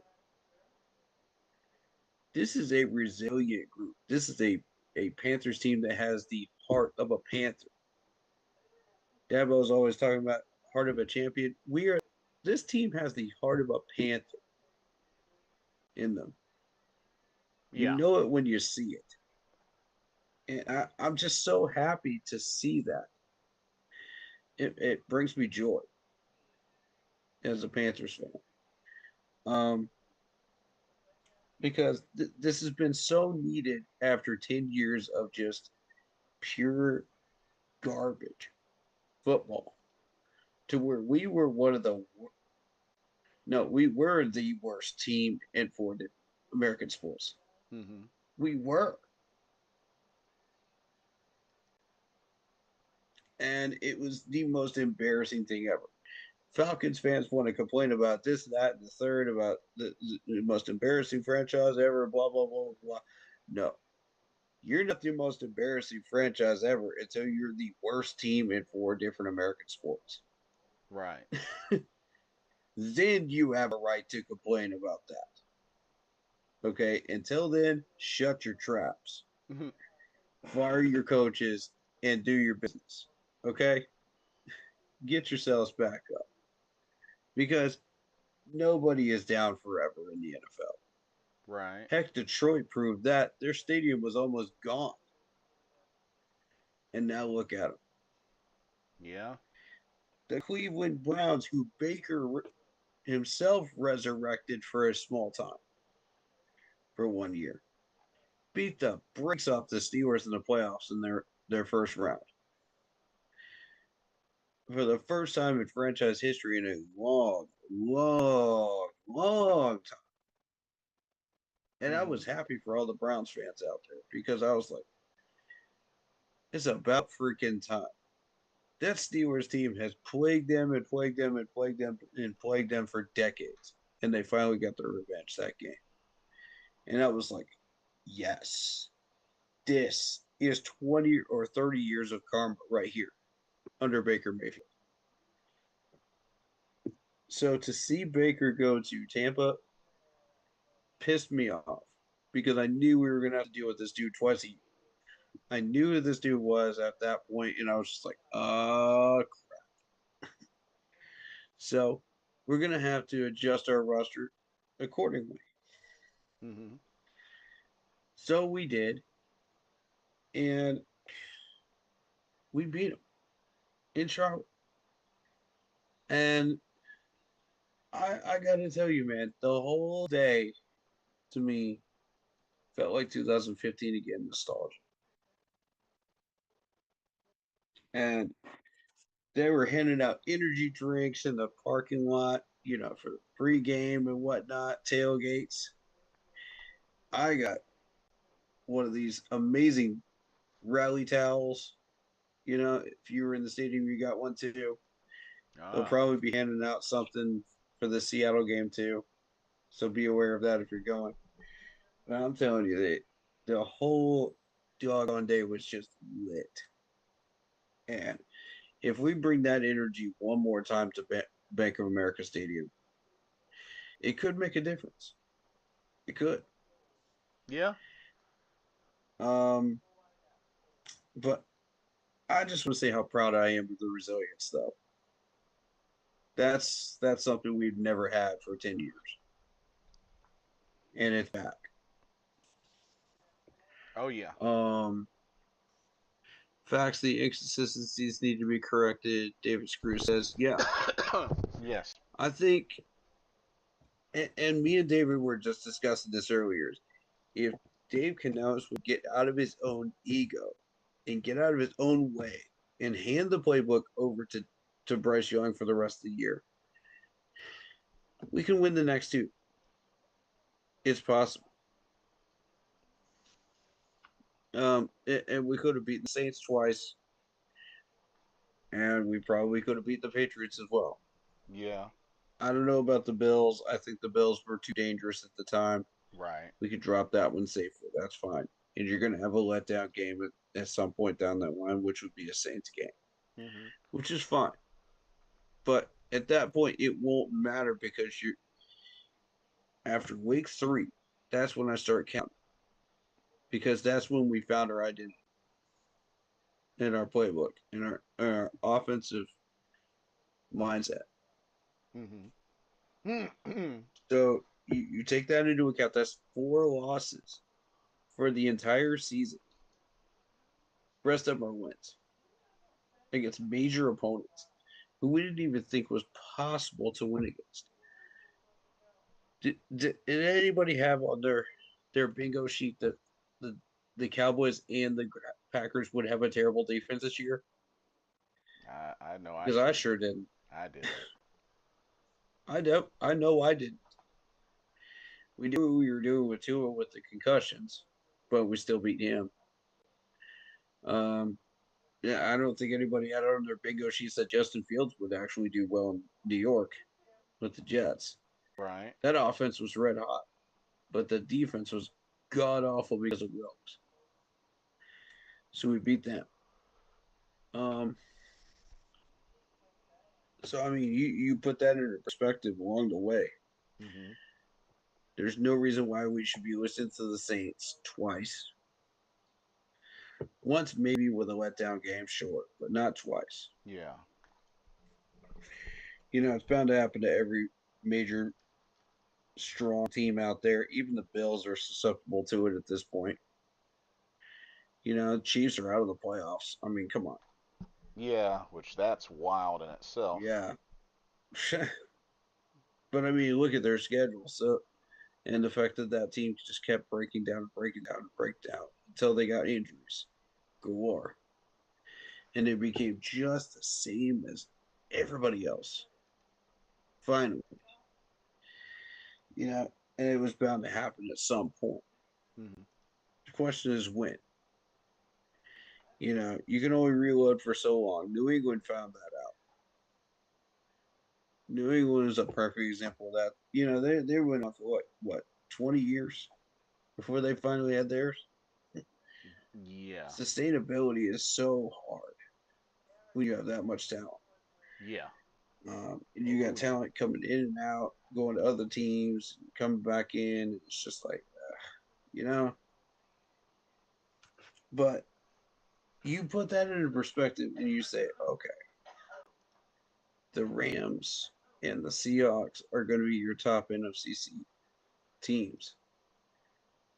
I don't think anybody saw that coming. Not at Seattle, all. maybe, but not the Rams to the degree that they were doing. Um, so once that finally happened, um, all, and then injuries settled in, all the pieces were set in place, and it was Right. like, whoa, you know, we might actually pull this off.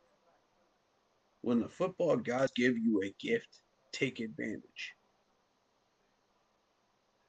Yes, the goal this year was to take the division. It always was, but by talent. Yeah.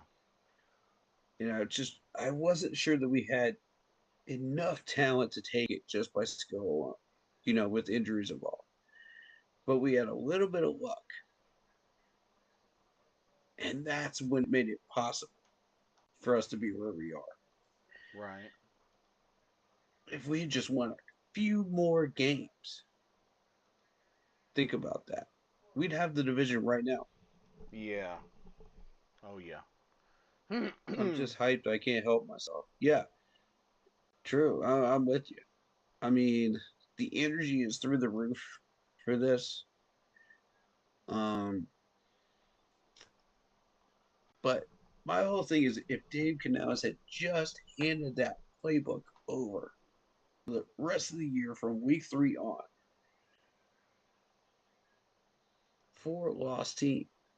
Mhm. Crazy, right? Yeah. Crazy to think about that. And that's us being gifted a very crazy and lucky schedule as well as skill, Right. where our talent level is above where we are supposed to be at. Look at what that looks like for the next 2 or 3 years. Project that into the future. That's beautiful. That's a beautiful picture right there. Right. I'm excited. You know, whether we make it past the wild card round or not, I'm excited. I love this.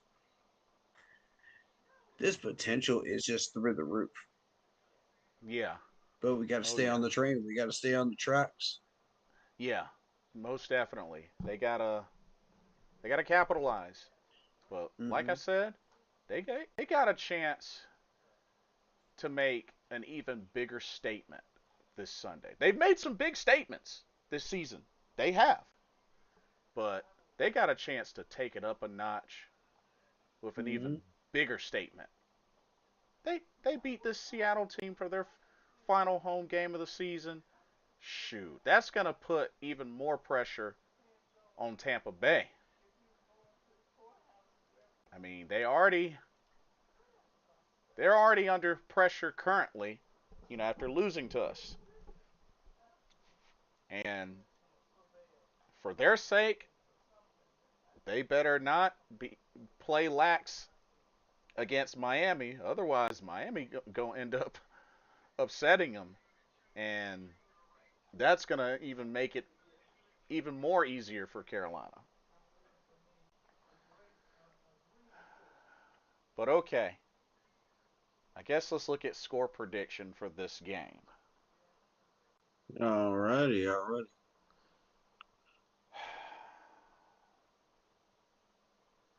Well, I can tell you right now, I don't see us putting up 30 against Seattle. No. Mm-mm.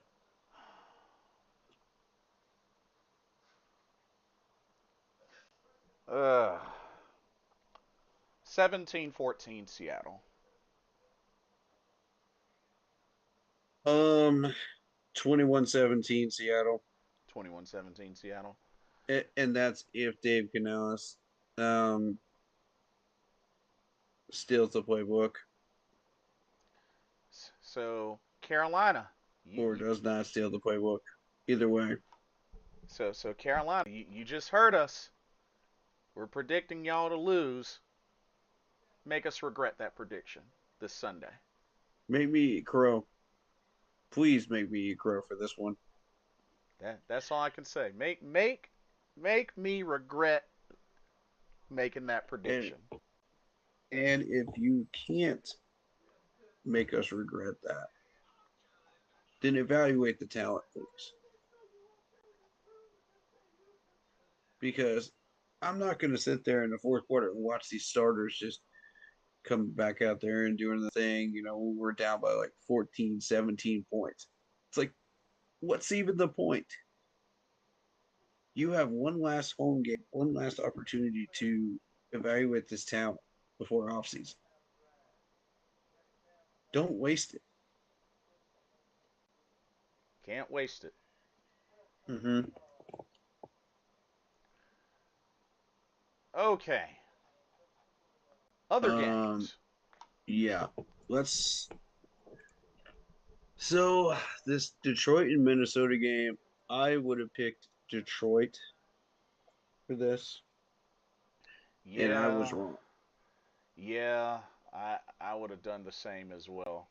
I Um, saw the parlay for that, and I thought it's not big enough for me to jump on it for the pit for the bet here. um, Um, the Cowboys beating the Commanders, no surprise. Although it was close. It was close. yeah, I expected a win there for Dallas. That was their comeback win right there after choking yet again. In a major game against the Yeah. Chargers. Yeah, And the they Bronco. just can't handle it against major teams. Yeah. And the Broncos winning, no surprise. Although the Chiefs did a little Same. something, something, just a little something, something. But Denver's been playing some excellent ball, and I figured, yeah, Denver's going to win that game. yeah. Okay. So we have two Saturday games. Let me just say, I've got some parlays going for this weekend. I think you guys will be interested in hearing Oh yeah. because I won $343 last week. Oh snap. Yes, I'm very very pleased with those wins, um, because it pretty much highlighted the fact that there's a lot going on in the NFL, and I still know what's going on. To the point where I'm actually making money off of it. And those were New England beating Baltimore last week, the Chargers beating Dallas last week, and Green Bay losing to Chicago last week. Mm-hmm. And the biggest one was Chicago because that one was so back and forth. I figured, okay, once Jordan Love went down with that concussion, that's when I knew I was winning $98. Chargers were gonna beat Dallas, so I won 137 off that, and New England beat Baltimore, and I got 108. So for this week, what I've got open this week, I got the Eagles beating the Buffalo Bills. Uh, I can get 100 off of that. And I've got the Bears beating the 49ers for 127 that I could win off that. So we'll see what happens there. Very interesting picks. Yeah, for reals. But we'll get into the specifics of that as we go on. Okay. So let's begin. All right. 2 Saturday games. First up, Texans at Chargers. Hmm. Now, this is where we start looking at where everybody is in the playoff hunt. Who is locked in what spot. So the This Char is where the that's going to matter. so the Chargers do have they've locked up a playoff berth. They haven't won the division yet, but they did lock up a playoff spot. Houston has not clinched one yet, but they're still in the hunt. Now, here's the question: will the Chargers rest their starters? I don't think so because they haven't secured the division yet. That's what I was thinking as well. Um, but Denver looks like they're not going to lose. You know, um, Denver still has the Chargers' last game, and they don't have another one. So they've got a 2-game lead as of right now. Yeah. So even if the Chargers win this game, it's still going to be a game behind. You know, actually Um, actually that's a good point. So wait a minute. I guess ESPN hasn't updated this cuz wouldn't that mean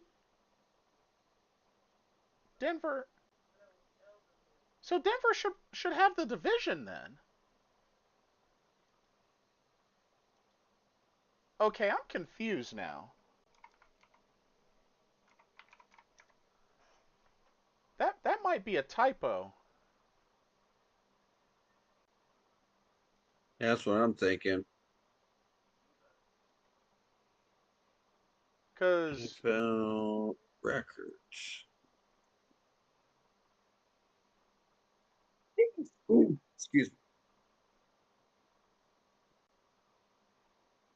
As okay, of today, so I found it. So apparently, I did as well. so they clinched the division. Yeah, ESPN had it correct. It's 13 wins for Denver, 11 wins for the Chargers. So Denver clinched AFC. What?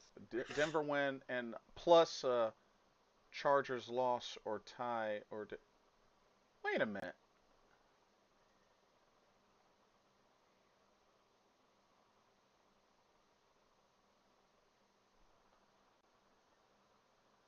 Oh, oh.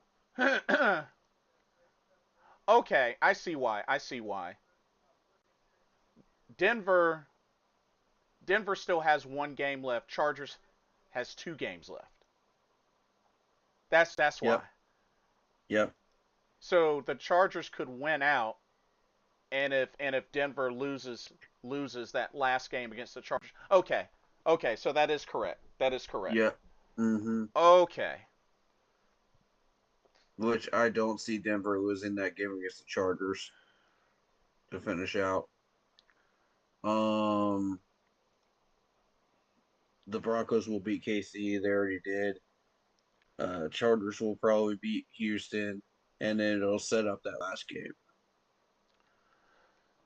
So So I'm thinking that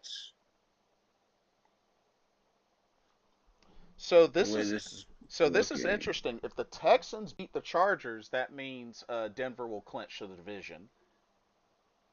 mm-hmm, Well, mm, is Houston playing good enough ball to beat the Chargers, though? oh, also Houston is on a 7 game winning streak. They are indeed. But look at the teams that they've beaten.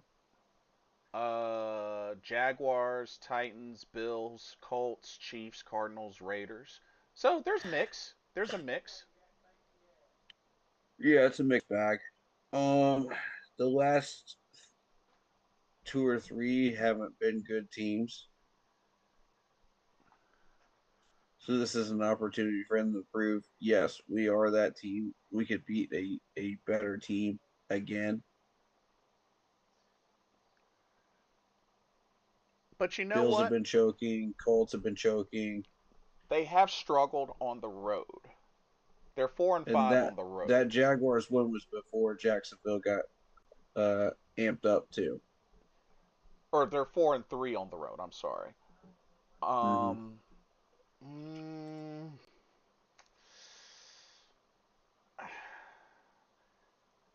you know what?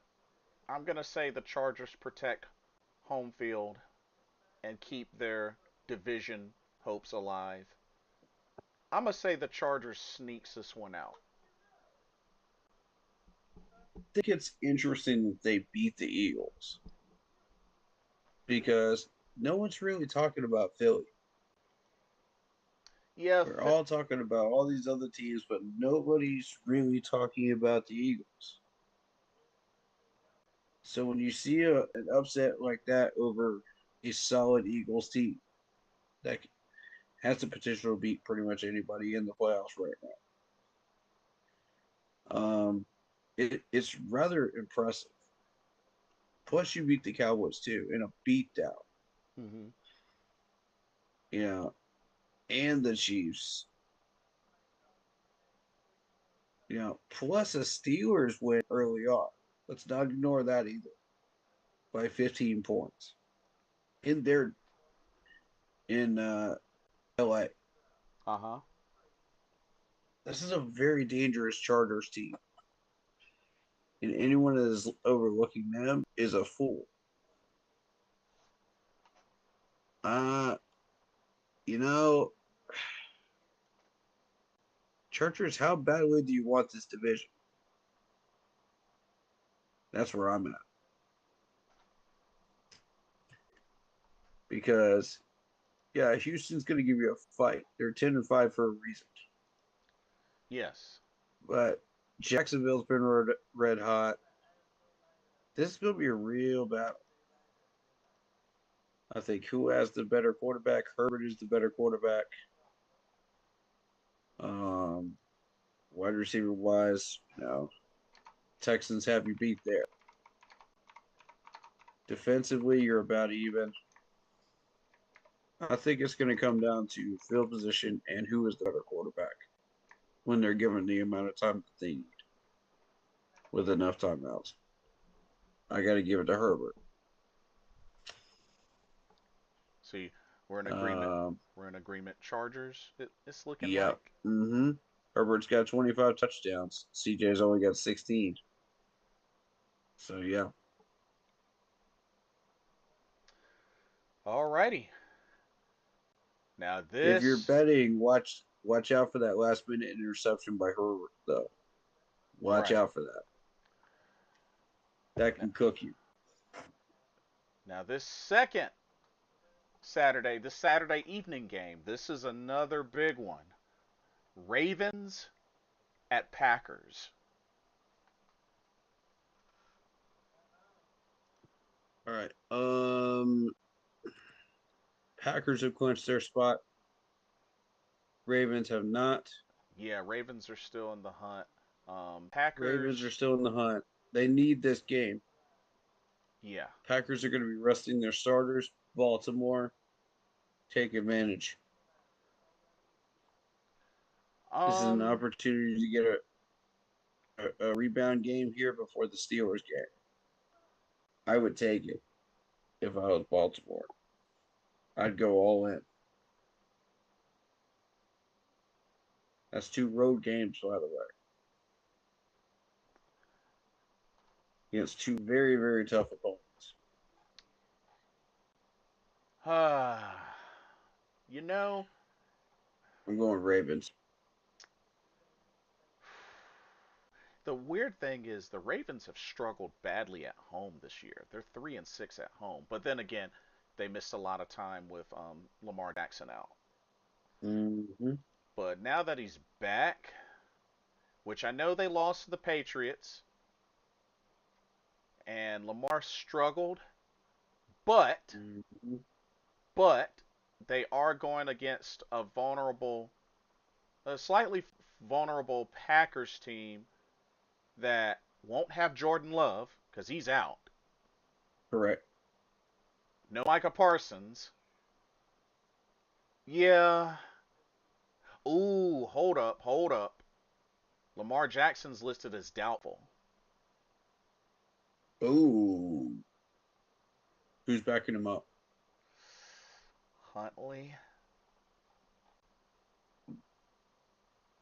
So it looks like we're gonna get Huntley versus Willis. That just totally changed the.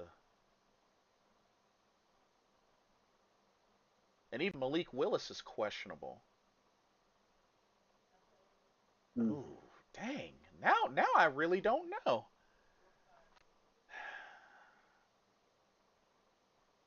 Well, well, they still got a healthy Derrick Henry, still got a healthy Zay Flowers. Hmm. Uh, mm,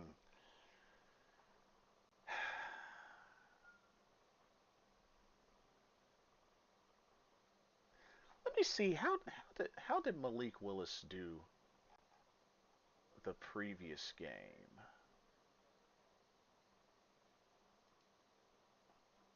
Oh well, coming off a two-game losing streak. Well, Malik Willis did a little something, something, but Hmm. uh, uh, Not enough. I don't know, bro. This is a tough pick because it's like trying to figure out which one of the two teams is more vulnerable than the other. Because it's like the Packers have a playoff spot. They don't have the division yet, but they have a playoff spot. The Ravens haven't clinched anything yet, but are still alive, and they're in desperation mode. You know what? Ravens. What the heck? I'll take a chance. Ravens. Yeah. Cause Because Green Bay is going to be resting their starters, and it's just not going to be. Um, it, the Ravens are in desperation mode, so it's easy for me. okay. So those are the two Saturday games. Now, um, Sunday games. Of course, we did our predictions Hmm. for Seahawks Panthers. Eagles at Bills. This is one where I feel that I put money on the Eagles. So The parlay looked really nice for this one. Um, and I think it's going to come down to people are underestimating the Eagles. They're thinking, oh yeah, the Eagles are just kind of that team that's floating around, not doing much. And the Bills have been known to drop games like this. Pay attention to Buffalo's schedule. Look at this. When they faced the Texans, they lost 23-19. They lost to the Dolphins 30-13. They lost to the Falcons 24-14. They lost to the Patriots 23-20. They're kind of having a little bit of letdowns throughout their season. Yeah. Enough so that it's a concern if you're a Buffalo fan. And look at this Bengals score. Now, normally you wouldn't pay attention to this, but look at this: 39-34. What's going on with that Buffalo defense? Because the week before they beat the Steelers 26-7. But you know, This has kind of been a wishy-washy defense for Buffalo, and it's something to pay attention to. eh, you know what the interesting thing is? Both teams have been kind of streaky. You know, two different times, Yes. two different times the Bills have had 4 game winning streaks. Two different times the Eagles Mm, have had 4 game winning streaks. Right now, Eagles won their last 2 games. Um, mm-hmm. the Bills Against currently weak teams. currently are on a 4 game win streak. The Bills are, which were Steelers, Bengals, Patriots, Browns. Which there's a mix. Uh, Now, I want to point this out with the Eagles. They just got through beating the Packers, the Lions, the Cowboys, and the Bears. Well, they played all 4 of these teams, and then the Chargers. So that's 5 tough teams, back to back to back to back to back, and they lost most of those. So this is an Eagles team that does have a weakness, and it is the defense. Once they faced the Cowboys, the Bears, and the Chargers, it was the defense. Um, but here's the thing: they failed to get more than 26 points against the Packers and Lions combined. That's a concern if you're an Eagles fan right now and you're going to the playoffs. You're thinking, okay, yeah, well, we got to fix this offense. We got to get ourselves back together. But we got a 3 game lead over the Dallas Cowboys. We'll be fine. We'll be fine. now here, No, you won't. You now face a West Coast team with that right there. now here's the interesting thing. Eagles have clinched their division. They have clinched their Mm-hmm. division. Mm-hmm. But now it's a matter of, are they still gonna? Buffalo is trying to get a number 1 seed. Yeah, and the Eagles are still fighting for the number 1 seed in the NFC. Because if they went out and like Seattle breaks down, and other teams like San Fran or the Rams break down, or the Bears Do break they down, both bring everybody to the table on this one? yeah. So That's the question. Or do they both rest their starters because they're already in the playoffs? I think they're gonna do their best to push for the top seed, I think especially if so too. especially if Yeah. they're still in contention for the top seed. Yeah. They both have something to prove too. The Eagles have to prove, okay, yes, we can beat a major playoff team this late in the season. The Bills have to prove we are not that same team that keeps getting uh, upset every now and then. We're I'm not that weak team. We do deserve the number 1 seed. I'm gonna take a chance, and I'm gonna say Bills.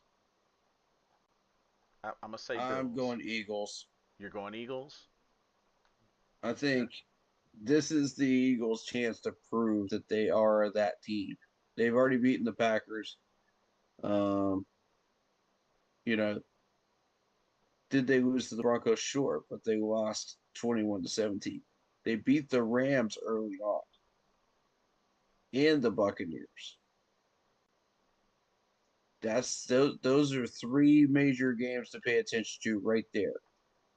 Mm-hmm. Weeks 3, 4, and 5. Because that and then that Packers game really opens the door. Because that shows you, okay, this is who the Eagles really Mm-hmm. are. Are they streaky? Yes.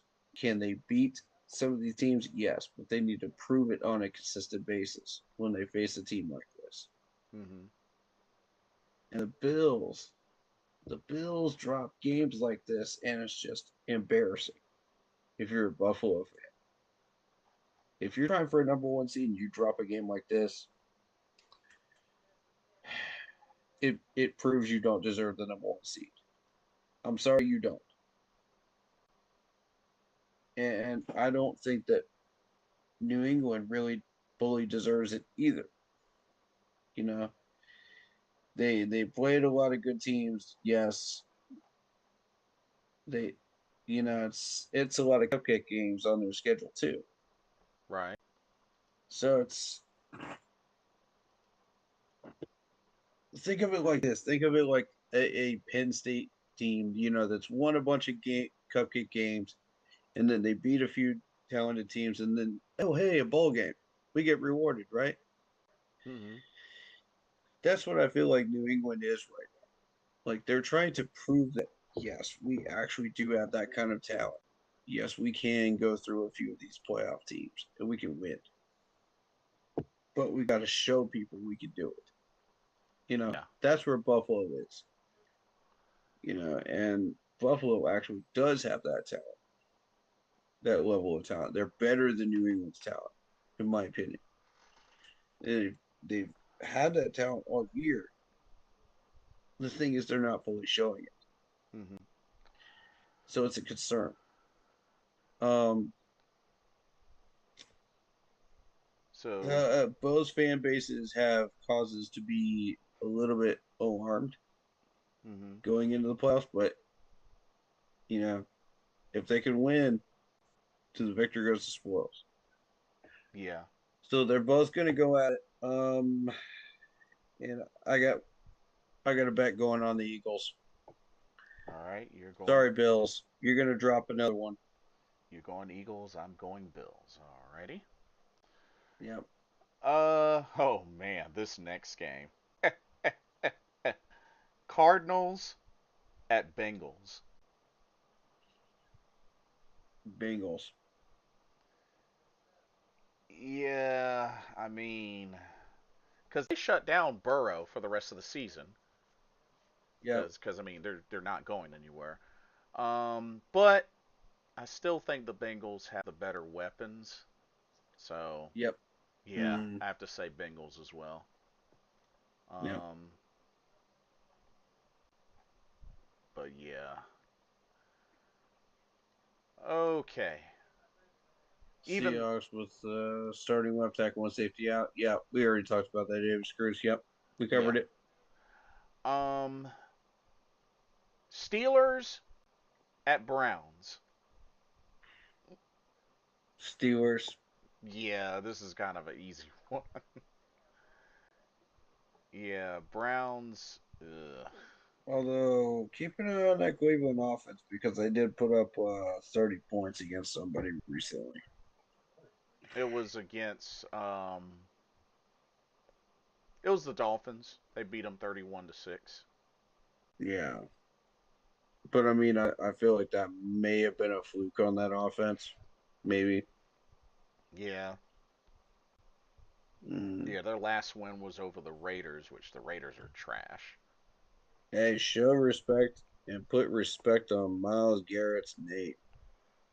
Yeah, which I think Miles Miles Garrett, I think he's going for a new record. This dude is tearing it up this year. Let me see how many No one's sacks he even has. noticing it because he's with the Browns. Dude, he has 22 sacks. Mm-hmm. Say Mm-hmm. what? Mm-hmm. I saw that flash up on ESPN. I was like, holy God. Dude, he's already beaten his career There's no record. way. His season career. What? And no one's paying any attention to him because he's with the Cleveland Browns. Yo. Isn't that wild? This man, with the exception of his rookie year, has put double digit sacks every year since 2018. Mm-hmm. Put some respect on this man's name. You Oh, better do it. okay, you know what? I gotta see how much this dude is getting paid. I gotta see how Mm-hmm. much he's getting paid. Mm-hmm. Because I'm gonna tell you right now, if it's a weak contract, I am going to be shocked. Yeah. And I'm gonna go in on that Browns management because they are dumb as crap. Okay, four year, 160 million. Okay, okay, Fair. okay. Fair. And That's he fair. and that's through the 2030 season. 123.5 million guaranteed. Okay, so that makes him the highest paid non-quarterback in NFL history at an average of 40 million per. This dude is getting 40 million a year. Oh my God. And folks out there, don't get slick because he's on a no trade clause. Ugh. We wouldn't have the money for it anyway. But he's on the freaking Browns. Ugh. Mm. Ugh. Ugh. Miles, you're on the wrong team, dude. Yeah, you are for You, real. you're on the wrong team, dude. I guarantee you, he gets on a good team. That man is going to a Pro Bowl, guaranteed. Miles, you're on the wrong And that team, team will dude. probably be a major contender for a trophy. Let me see how the Browns have done since he debuted on there. Let's see, 2017. Well, oh shoot, they went. That was the year they went winless. 2018, they went Mm, 7-8-1. 2019, 6-10. 2020, they made the playoffs at 11-5. That was when they had Baker. 2021, 8-9. 2022, 7-10. 2023, 11-6. Oh yeah, they did make the playoffs in 2023. 11. Okay. And then last year they mm, were 3-14. Oh, okay. So they've been mostly down, but they had a couple of seasons where they were up. Okay. yep. I'll And give one them of that. those was Baker Mayfield. I'll give them that. But Miles, you on the wrong team, dude. Big facts. I just gotta Browns fans, you do not deserve this man. You don't. like. I mean, what is it? Is it their offense that's suffering, or is it just? Why are you wasting all that money You know what? Let me see who has and the. all that talent? Let me see who has the NFL season sack record. Dude, it's it's a Michael Strahan, 22 and a half sack. He's about to beat the record. What? He's about to beat the record. He just No. he just needs one more sack. What? He just needs one more sack. Oh my God. And he's got 2 games to do it. Yo, Miles Garrett's about to Dude. break the record. Because right now the record is 22 and a half, tied by TJ Watt and Michael Strahan. Ooh. Miles is about to beat the record. Oh my God. Yo.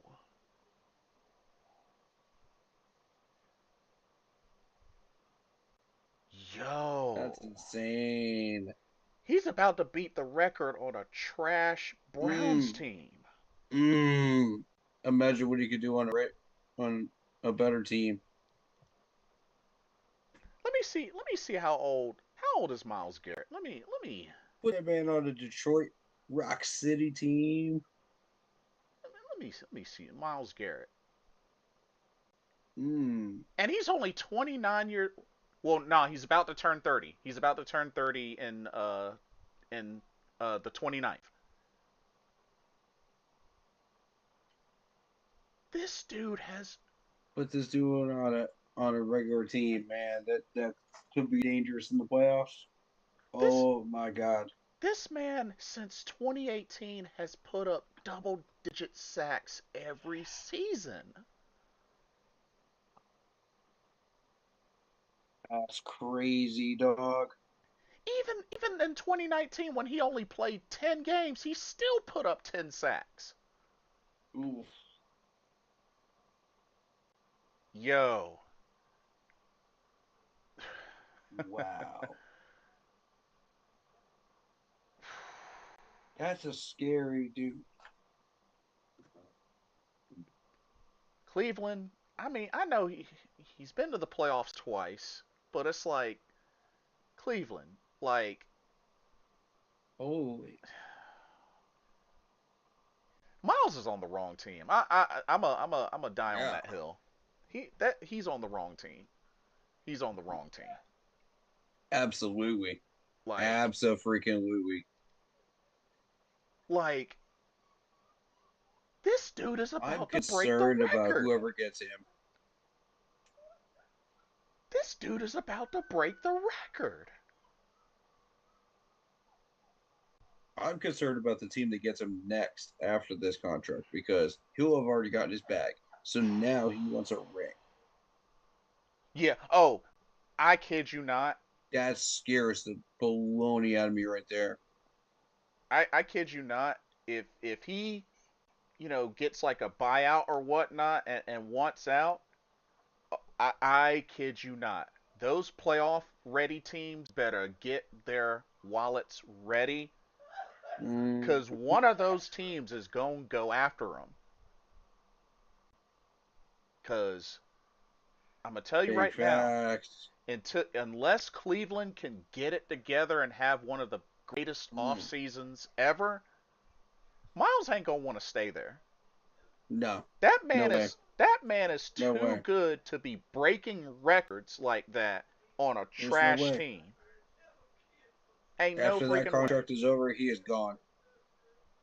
Ain't no freaking way. You're He's not resigning him, Cleveland. It's not happening. unless they have one of the greatest off seasons ever. Miles, shoot, don't be surprised if Miles is like, you know what? Screw this. I'm too good for this team. I want to go somewhere where I can get a ring. Mm.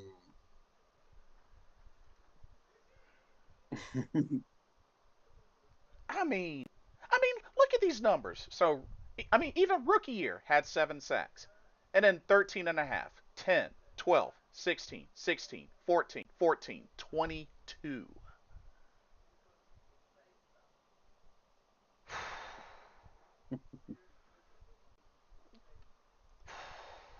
Crazy numbers, man. Crazy numbers. And this wasn't this the same dude.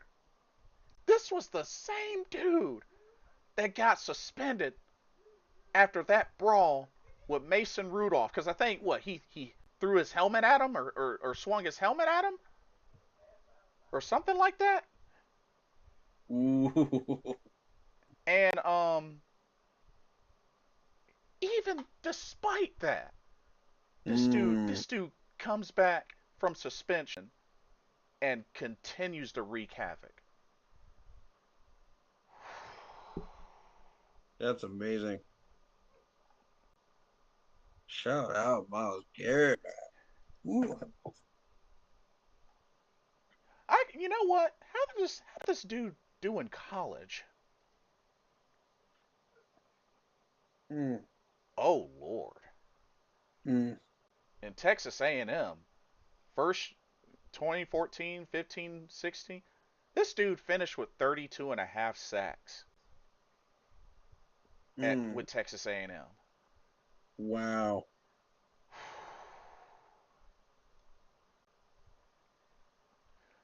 Okay, you know what? Wow. How many career sacks does this dude have? A This ton. this dude has 124 and a half sacks. What? Yo. What?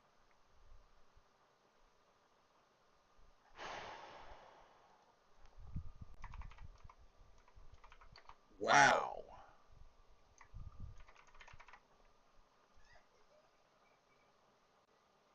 Dude.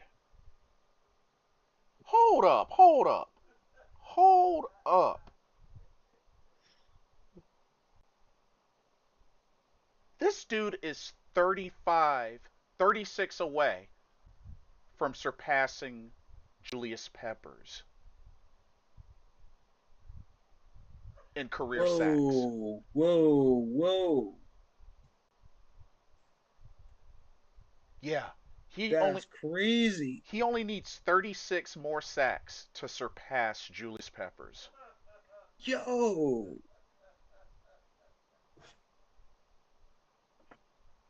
My God. What is happening right now? Let me see something.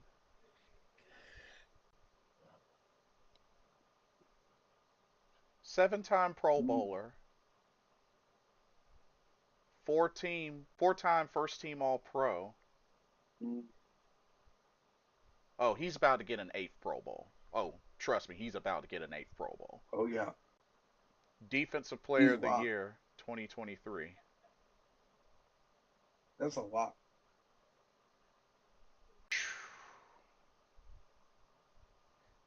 This dude broke the Texas A&M Aggies freshman sack record in 6 games.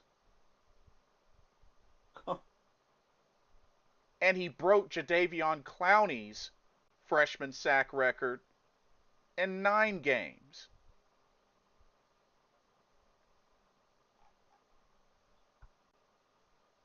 Yo. Hey, what? Oh my God. And he's smaller than Julius Peppers. 6'4", Yeah, 272. that's insane. This dude is on the wrong team.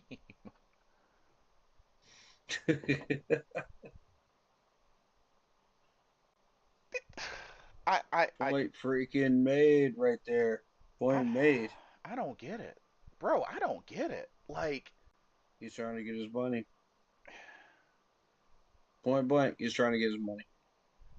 but I'm telling you, bro, unless Cleveland has a mega offseason, that dude is not winning a ring with Cleveland. Ain't no freaking way. Nope, nobody is. It's Cleveland. You only go to Cleveland to get it back. Oh, and he's getting pissed right now. Oh, man, you know that man is happier as hell. Oh, look at 32 tackles for loss this season.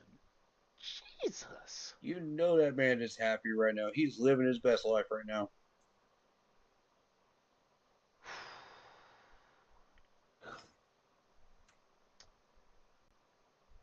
Yeah. Mm, Anyway, mm. I know we got sidetracked, but that's alarming. Like It is. like wow. I'm lost for words. And the fact Cleveland, y'all need to do better. Y'all need to do better by this man. I'm sorry, but They y'all need need to to do do better by everybody, not yeah. just him. Like oh my god. You Cleveland, see, you're so dumb. I will say y'all are smart in locking him in on a no trade clause. Y'all, that was smart. That Yeah, was smart yeah. Mm-hmm. because you let him not have that no trade clause. You best believe there would be teams opening up their wallets to be like, you know what? Oh, yeah. It's like, you know what? We know it sucks over there in Cleveland, but how They about you? wouldn't even hesitate. Shoot, think about if he went to a team like the Rams or the Jaguars or the Eagles or the Ravens. Shoot. God forbid the Ravens. Oh my God. And Or if they he need a pass rusher right now. or if he went to like the Falcons or Bucks. Mm. Anyway, let me shut that down because I don't want to put that out there because you know. Um. Okay, we're in agreement. Steelers over the Browns. Okay. Saints at Titans. Oh God. Mm. Saints. Saints. So I got a topic about the Chiefs as well. Talk about later on, but go for it. Okay. Um. Okay, we're both in agreement. Saints over the Titans. This next one should be interesting. Jaguars at Colts. Jaguars. If you've been watching the Jags at all this season, in the later part of this season, they have been tearing it up. Yeah. I don't know what's gotten into them, but I'm very impressed.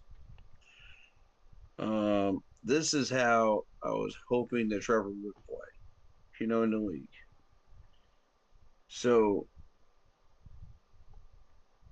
they're 11-4 right now. Don't look now, but this is a 1, 2, 3, 4, 5, 6 game winning streak for them Jaguars. Yeah. They came into the league at the same time we did. They have beaten the Chargers in a blowout, I might add. They beat the Colts in a blowout, and they beat the Broncos last week. What is happening in Jacksonville? What are you guys putting in this Gatorade?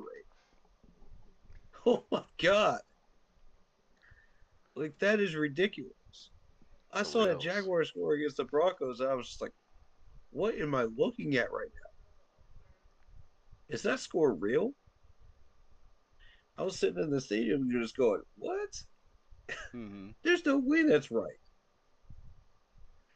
Unfortunately, I didn't have any better on my phone to check it, but I checked it out later. I was just like, sure enough, I was like, there's no way. Whoever betted on the Jags for that one wants a big money. Oh my goodness. But I yeah, I I uh, I think they put up a good effort, but I'm gonna say Jaguars as well.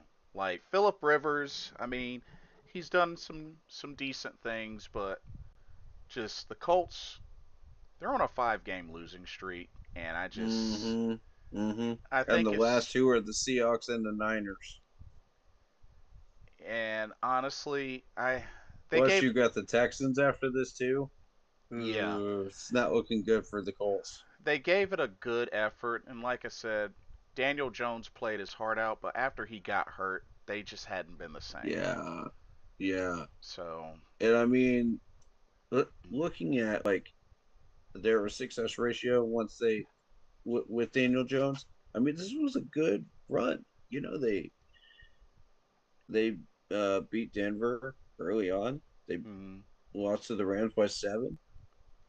They right, beat the Chargers. They only lost to the Steelers by 7. I mean, and this was a great run. They yeah, beat the Titans and all these other teams like they were supposed to, the way they were supposed to. So, I mean, you bring back Daniel Jones next year, I'm telling you, add a few weapons, this is a dangerous Colts team. They will be in the playoffs next year. Guarantee it if they retain most of these people. yeah. They just ran Um, into some bad luck this year. And that's a shame. Because I really like that owner. yeah, oh yeah. Hmm. So we're both in agreement. Jaguars. Mm-hmm. All right. Buccaneers at Dolphins. Buccaneers. Yeah, I just I don't think the Dolphins will pull it off, to be honest with you. I mean, if they did, awesome, great, but I don't think they're gonna pull it off. So Bucks for the win. All right. Oh geez, this should be an easy one. Patriots at Jets. Patriots. Yeah, I mean, they're still trying to fight for that number one seed. They're going to play everybody. yeah, yeah, I agree. They're not done yet. Um, and then one 4 o'clock game. Giants. Oh Jesus, Giants at Raiders. The battle of 2-13 teams. This is a closer battle than people think it's going to be. The Giants have come within 7 points of beating like major opponents that they played against, Yeah. but just couldn't close out the deal. Now, my question is why? You come this close every single time and you just can't finish. What's going on? I legitimately want to know. Like, is it something that happened early in the game? Is it penalties that's keeping them from doing it? What is going on? What is keeping them from doing this? Because we know they have the talent, we know they have the skill, but something is just preventing this team from doing better. And it baffles me. It absolutely baffles Mm-hmm. me. I want to believe that this Giants team is better than they are, but they're just not. I mean, the problem is not Jackson Dart. I mean, you can see it. 13 touchdowns, 5 picks. It's not him. Mm-hmm. The rushing game isn't really there yet. You got 2 touchdowns from Tracy Jr., you know, one else doing his thing, you know, with his 4 touchdowns. Brian Burns is doing his things with his 15 sacks, you know. Yeah. So, and you got 113 tackles from a Cockery. So I have no idea what's going on with this team. I'm just being honest. I have no clue Mm-hmm. why they are not finishing it. They're favored, Um. but I have to I have to say Raiders on this one. Raiders have more talent. So the interesting thing is the Giants have yet to win a game on the road. They're 0-8 on the road. Ah,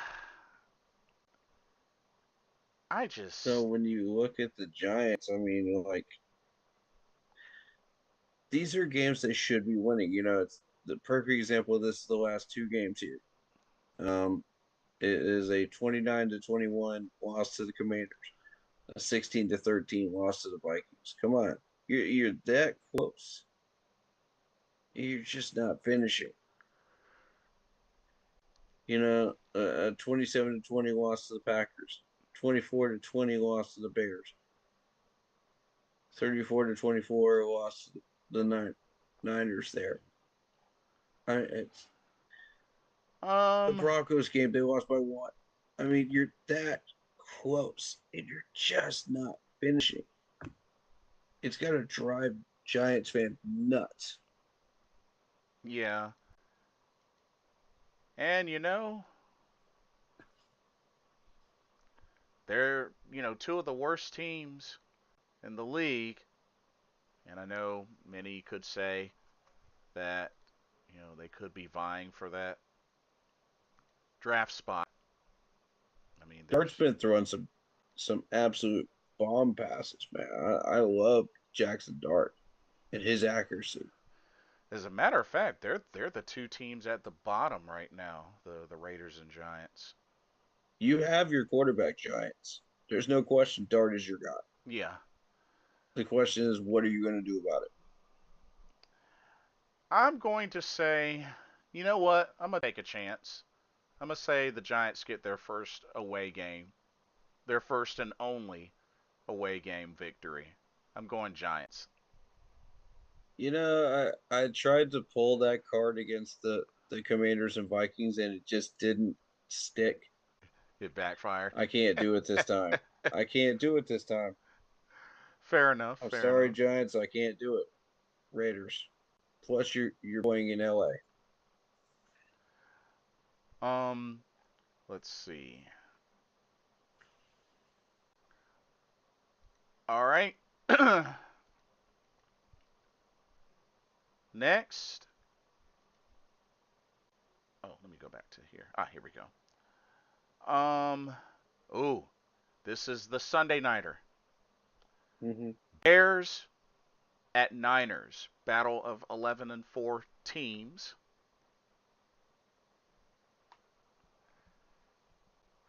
Both pretty much have a spot locked up in the playoffs. Yes. So my thing is, Niners are pretty much trying to better their seating, Yeah. Yeah. aren't they? Yeah. Both are going for trying to go for home field advantage. They may still play their starters for this. Um, if they do, odds are Bears at this point. Considering what we saw in Green Bay, I if both of them are playing their starters, I've got to go Chicago. If they're not, then San Francisco might have a slight edge. San Fran's been hot right now. They're on a 5-game win streak. It just depends. Um, I'm going to play it safe and say they're playing their starters, which means I'm going with Chicago. Yeah. Uh, it's tough, but you know what? Chicago has really this has been their year. Mm-hmm. Um, they've been on the up and coming, and Mm-hmm. it's at the point where I think it's going to flourish. So actually, I'm gonna agree. I'm gonna say Bears pick up the Mm-hmm. win. Should be good. Should be a good game. That could be potentially game of the week. And then Mm-hmm. the Monday nighter, uh, Rams at Falcons. Rams. Yeah, I mean, even though Falcons, there aren't a great. Even though the Rams will be playing their backups for this one, they're still better than the Falcons. Um, well, the Falcons, they're actually on a win streak, aren't they? Oh, 2 games. Well, Bucks and Two Cardinals. games. Yeah. Well, I mean, The Cardinals game, meh. But the Bucks game, okay. You can convince me. yeah, I think Rams still should have it. They should still Mm-hmm. have it. Mm-hmm. They have more talent in their depth chart. I mean, overall, the Rams are still a solid team. Mm-hmm. So yeah, and Matthew Stafford's having an MVP like year. So, Yeah. Mm-hmm. but yeah, that's the schedule for this week. But yeah, final You home game of the season for Carolina. you think they're gonna put Detroit as a Christmas team now? Is that Per that's kind of the half. deal now? I Because think it's I they think it's did that with possible. Thanksgiving. Um, maybe, but I mean it's possible. Mm, Um,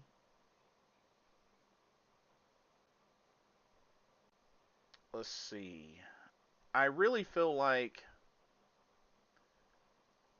the rest of this week is going to be very interesting as it gets comes down to the wire. I mean, we're in week 17. There's still one more week left, but like mhm, for the most part, the playoffs are almost set. Um, looking at just the picture. Um, mhm. for the AFC, I think it's safe to say because it's gonna come down between New England and Denver. I think one of those two teams, and I'm leaning towards Denver being the team that takes home field advantage in the Mhm. AFC. I would agree. Now for the NFC, I'm gonna tell you right now, it seems like Seattle may be the favorite, Yep. but if It, Chicago can finish strong, Chicago's my dark horse. Chicago having Um, home field, that could be big. I mean, Soldier Field, Chicago's shoot. yeah. Chicago's my dark horse in the NFC. I think they're a very, very dangerous team. Yeah, But if the Rams and Seahawks battle each other for NFC Championship game, I would not be surprised. yeah, Um, AFC wise, I mean, you're looking at Buffalo and Denver. I mean, as far as my dark horse in the AFC, Chargers, yeah. But and also favorable mention Eagles in the NFC. yeah, Don't underestimate the Eagles once they get into the playoffs. yeah, good point. I mean, you know, They're sleepers right now. but it's really interesting, bro. We at least know that it's going to come down to Tampa Bay or Carolina, and I'm putting my money on Carolina getting that Me too. that last playoff spot. Me too. People are going to doubt us. They're going to say this, that, and the third about us. You know what? It's just fuel. Carolina It's has fuel. Carolina has made that mistake once. I don't think they're going to make it again. That's right. So Carolina, definitely do your best in the Seattle game. If you can pull it off, awesome. Um, Mm-hmm. just stay focused. It's going to be a challenge. Y'all can do it. I'm not predicting it, but like I said, make me regret it. Make me regret it. I will gladly take that. Mm-hmm. But I got a couple more just comes down topics. to how bad do you want it? How bad do you want it? Yep. I had a couple more topics to discuss. First of all, Pro Bowl. Oh Uh, yes. Derek Brown gets snubbed. Oh yes, yes. Yes. Big one right there.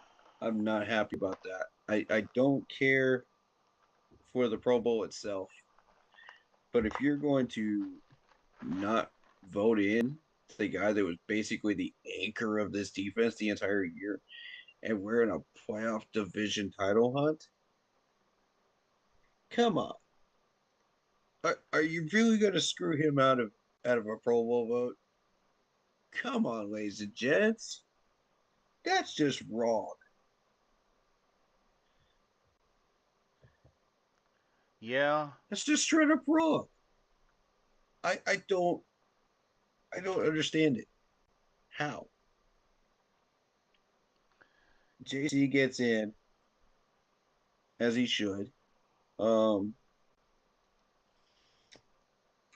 and Austin Corbett for the Man of the Year award. I wasn't aware you could actually vote on that, but apparently you can't. I would be doing so tomorrow. Mm-hmm. Um, and the Chiefs. Let's talk about the Chiefs because there was a report on one of the bogus websites at one point saying the Chiefs were going to move out of their stadium. And then it hit ESPN. And with ESPN, it becomes legitimate. I was going, okay. Uh-oh. So they're going to be moving to Kansas City, Kansas. Mm. Not this year, but once that stadium is built with, I believe, a dome in Kansas City, Kansas. Um, leaving Missouri without an NFL team,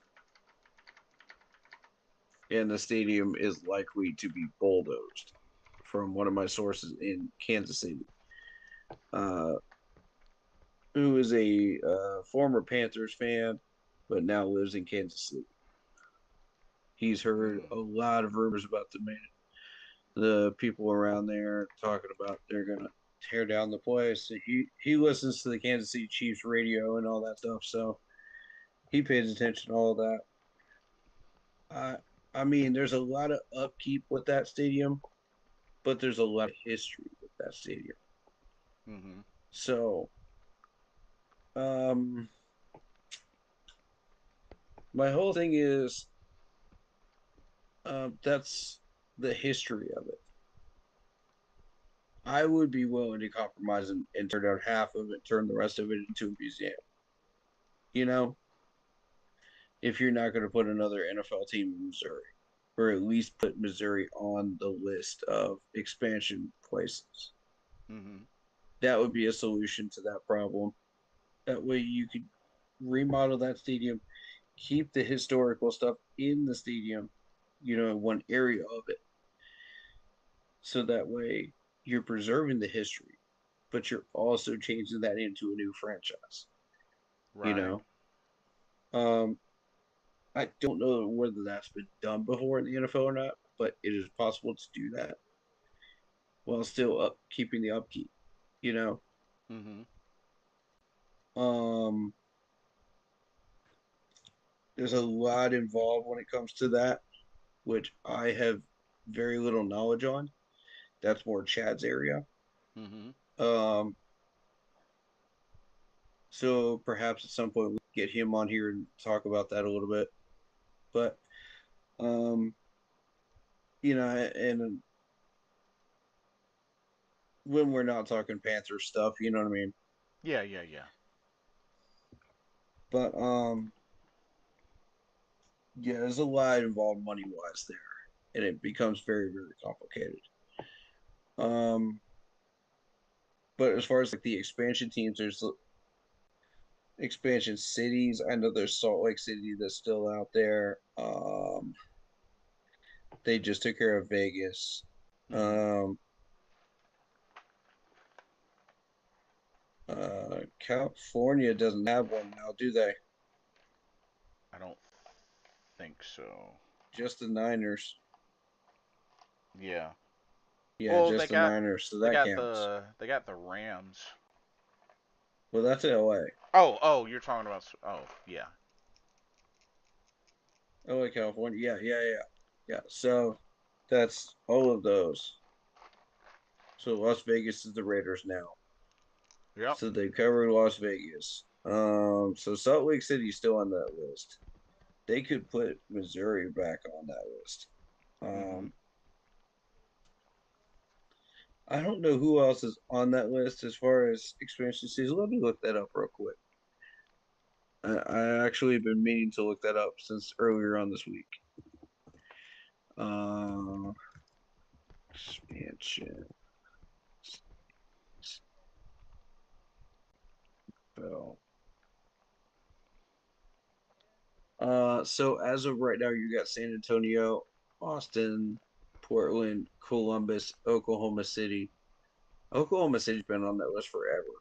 So is San Antonio. Interesting. In the U.S. Um, there's still enough people coming out to Missouri, that you could justify having another NFL team, you know, but most of them will follow Kansas City Chiefs, into Hmm. Kansas. Um, Outside of that, you got Mexico, UK, Germany, and Brazil um, as the main ones outside of the US. Right. Um, Honestly, I could see Germany being a strong candidate at this point after the response that they had with us and our fan base out there. Oh, there we go. Be nice to see Because Carolina get another international game. that game against the Giants in Germany was insane. Did you see how that crowd came out to that game and responded? Oh Wow, yeah. mind blown. So yes, I could definitely see that happen. Um, I think Brazil would be the second one on that list. Oh, Brazil. Yeah, that's a good Yeah, one. yeah. London, I think would be a good third candidate. Hmm. Mexico fourth. But that's just the rotation right now that I feel. Um, ooh, you got Memphis and St. Louis on that list too. Um, there's other possibilities. Ireland. They put a game Oh, in Ireland. Irish. Yeah. Yeah. And there was a game in Spain as well. Yes. So I think eventually it will expand out to Australia, maybe Japan in the future. Who knows if they find success there in those places. Yeah. But Japan would be cool. Japan would be cool. but yeah, putting Missouri as a possible location on that list, for an expansion would solve your problem and preserve the history without having to tear down the stadium. But that's just my opinion, on that. Hmm. From a business perspective, who knows? When you start exploring all that stuff, it gets really complicated, Right. really fast, and a lot of it has to do with money. Um, so building the new stadium with the Chiefs, who do you think they will make a statue for the new stadium? Oof. Good question, right? Yeah. Um, True. you got a few good choices. You got Patrick Mahomes. You got Travis Kelsey, perhaps. You got Tony Gonzalez would be a good option. Hmm. Um, there may be a couple of other ones in that Chiefs history that are amazing too that would deserve a statue. I don't think they will do one for Andy Reid, but you never know. Uh, maybe. You never know. But I mean, I just love Andy Reid. Just his whole history, like where he came from with the Eagles and everything else, and just the dude's humble answer. Just I just want a cheeseburger after winning the first Super Bowl. I won't ever forget that. I Like, love that. it's like I right. love that, It's like dude. right now. I just want a cheeseburger. I'm like, that is the most humble answer I've ever heard out of a head coach winning a Super Bowl ever. And it perfectly describes who he is as a person. He's an awesome guy. He's not asking for the moon. He's just enjoying life, you know? I can just imagine him going to a spot. Hey, Andy Reid's here. Hey, Prepare him the special, his favorite. Yeah. I mean, if you don't love Andy Reid in the NFL, what are you doing? You know what I mean? At this point, even with the whole cheating thing with the Chiefs, everybody still loves the man for a You're like, reason. you're like, hey, can I get you anything? A cheeseburger? And the crazy thing is, like, I watched him struggle with the Eagles. Great team, by the way. Loved Mm-hmm. everybody on that team. And one of them ended up on Ghost Hunters too. So it was super cool. He had one of my favorite players on that team, Brian Dawkins from the Clemson Tigers. And it's just as soon as he landed in Kansas City, I was just like, this man's winning a dynasty. This man's starting a dynasty. There was no doubt in my mind. I was two trophies at least are coming to Kansas City at that point So because this I is knew Andy. so this is interesting. He actually compares his cheeseburger obsession and uses it as motivation. Compares great plays to them, celebrates wins with them. He calls them cheeseburgers in paradise, and he likes specific styles like original Tommy's and In-N-Out Burger. And apparently, back in 2022, he was surprised by his team on Christmas. Uh, some cheeseburgers. That's amazing. He says a perfect play call feels like a good cheeseburger. He's like, he would promise the players a cheeseburger for good performance, saying, "Hey, I'll treat you to a cheeseburger. Bump a game ball. I'll treat you to a cheeseburger." That's crazy, dude. Oh my god. He likes. Oh, after Super Bowl wins, he'd promise the biggest cheeseburger you've ever seen. Okay. And apparently, he once ate 60 cheeseburgers filming a State Farm ad with Patrick Mahomes. Oh my God. I saw the State Farm commercial that was in question. Yep. This is this is the thing. And apparently, his go to is cheeseburger with mayo, ketchup, mustard, pickles, lettuce, tomato, and a Vidalia onion slice. Dang. Okay, Andy, I see you. Oh, that's too good. Well, shoot. That's too good, man. If he wants to retire and be the spokesperson for the most popular cheeseburgers, hey, pay that man. Why Absolutely why pay the not? man. I love it. I once tried to get a job at like Hershey's and the guy looked like Andy Reid. Oh, nice. Yeah. I had like two interviews with the guy and I just could not get over the fact that he looked just like Andy Reid. It was like his doppelganger. It was freaking wild. I can just imagine when he retires, he's just like, you know what? Before I go, I want to get a cheeseburger.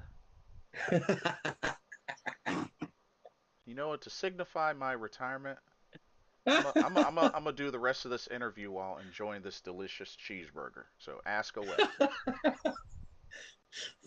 you pull a he'll pull an Iron Man and just have everybody just sit down at the presser for his retirement. Just everybody sit down and just here's a cheeseburger for everybody. Just Yeah, everybody hand them out a cheeseburger. yeah. I'm retiring here today, and God, this cheeseburger is delicious. Anyway, yeah, I'm retiring, and I've had a long, amazing career. Ooh, is that cheddar cheese in here? Oh my God. It'll be like instead of the epic toast, it'll be the epic raise your cheeseburgers and on the count of three, everybody take a bite. Cheers. That's incredible. Oh my God, Andy, please make that happen. I will love you forever for that. You know what would be kind of cool is if the fans like they win another Super Bowl or something, like the fans just send him in and out gift cards or Yes, Tommy's gift cards. Be like, here you go. yes. Just Just everybody walking the streets of Kansas City with just cheeseburgers in their hands. yeah. Just be like, That's while enjoying a Super Bowl trophy. be like Andy Reid. You don't have to worry about wondering where you're gonna get your next cheeseburger for the rest of your life. That would be incredible. Yes, lifetime supply of cheeseburgers for Mr. Andy Reid. There you go. Yes, that's your retirement gift. Dang, this dude says a good play call is like a good cheeseburger. Dang. That one's one for the memory banks right there. I love it, dude. I love it. Cause I mean, though everybody out there, y'all know what it's like to have a good cheeseburger. Let's just, If you're an NFL fan and you're a fan of Andy Reid, how do you not love that? Come on, just the most humble dude ever. it's like, hey, you just won your third Super Bowl. Like, how do you feel? I feel great, but I would feel so much better if I had a cheeseburger right now.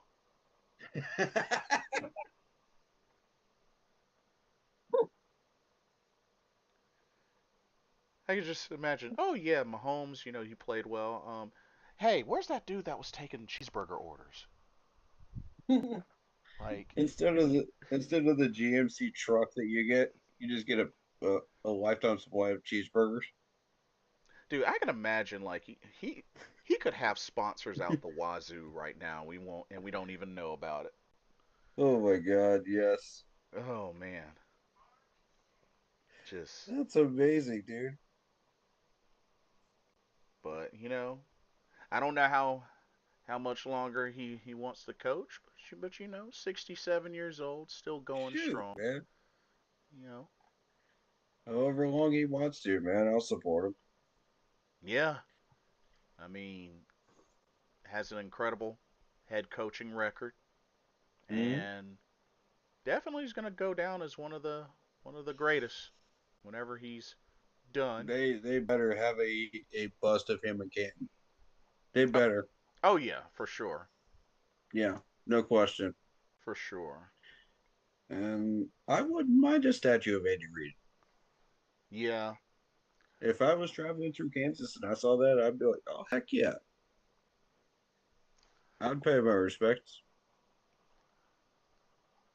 but Yeah. Um, but one thing that stands out a lot, the dude has had a barrage of coaching assistants under him that have ended up becoming head coaches. I mean, this list is insane, bro. Brad mm, Childress, John Harbaugh, Steve mm-hmm, Spagnuolo, Leslie Frazier, Riverboat Ron Rivera, mm, Pat Shermer, Todd Bowles, Doug mm-hmm. Peterson, Sean McDermott, North uh, Turner. yep, Matt Nagy, Mike Mm-hmm. Kefka, David Yep. Culley. Yep. Like,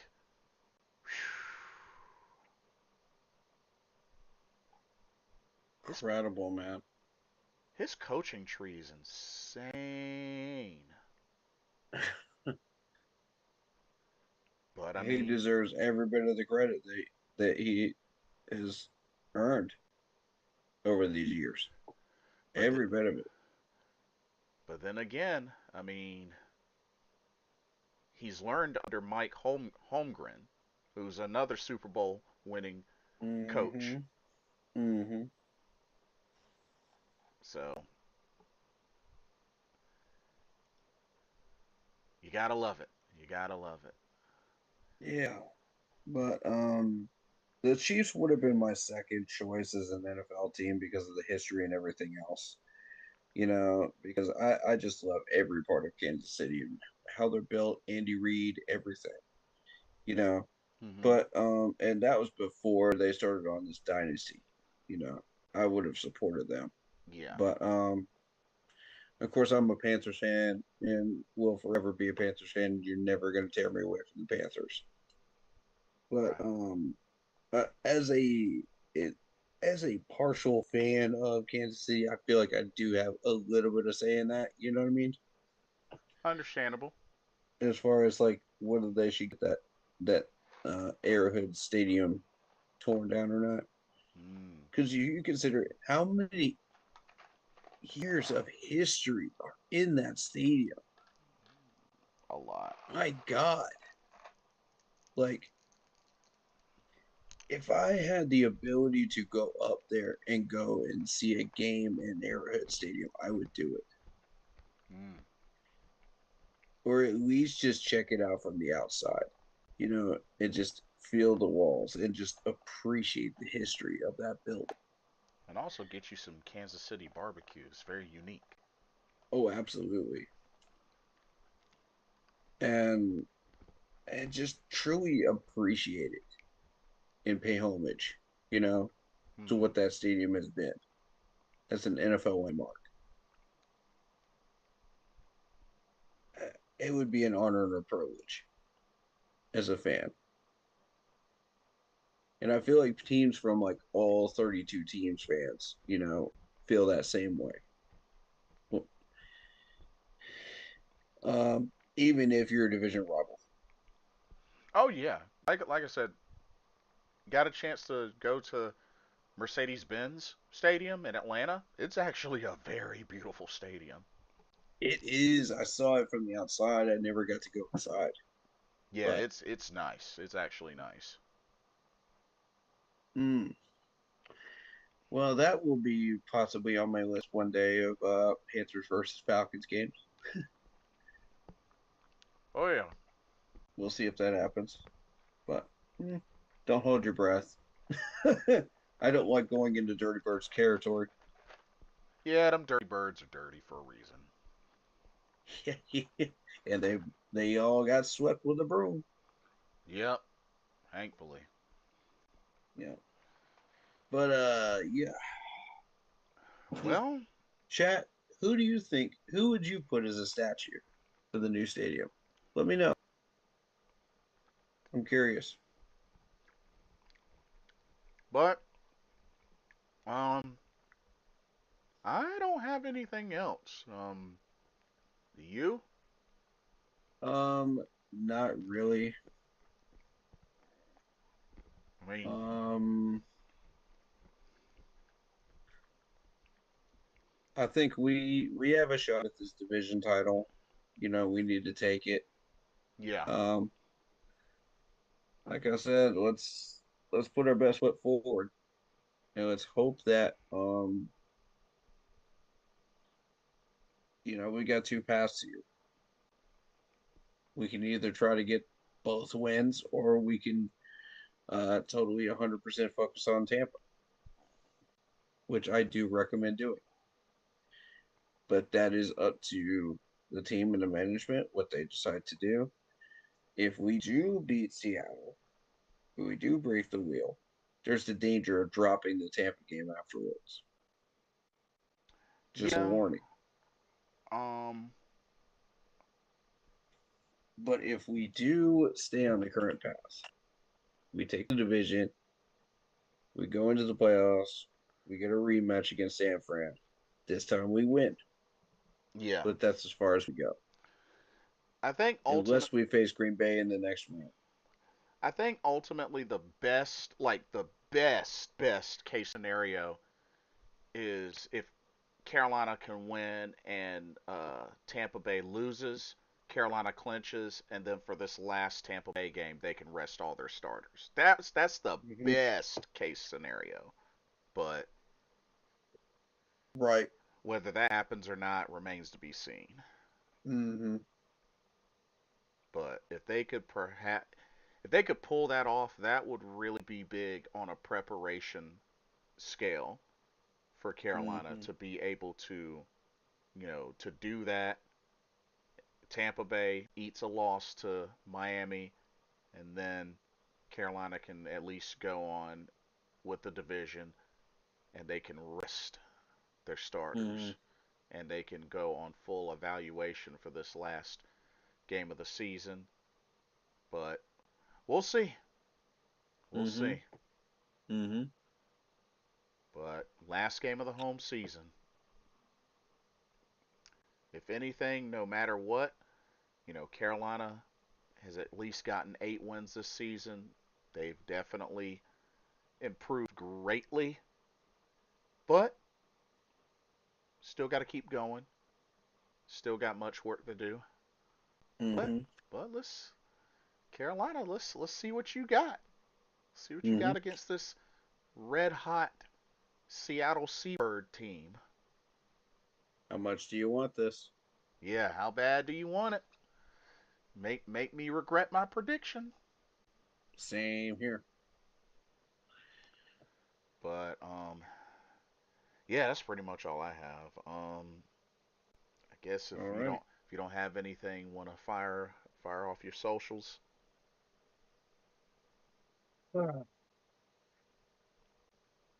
Don't wait too long to make me feel like it's 2015 again.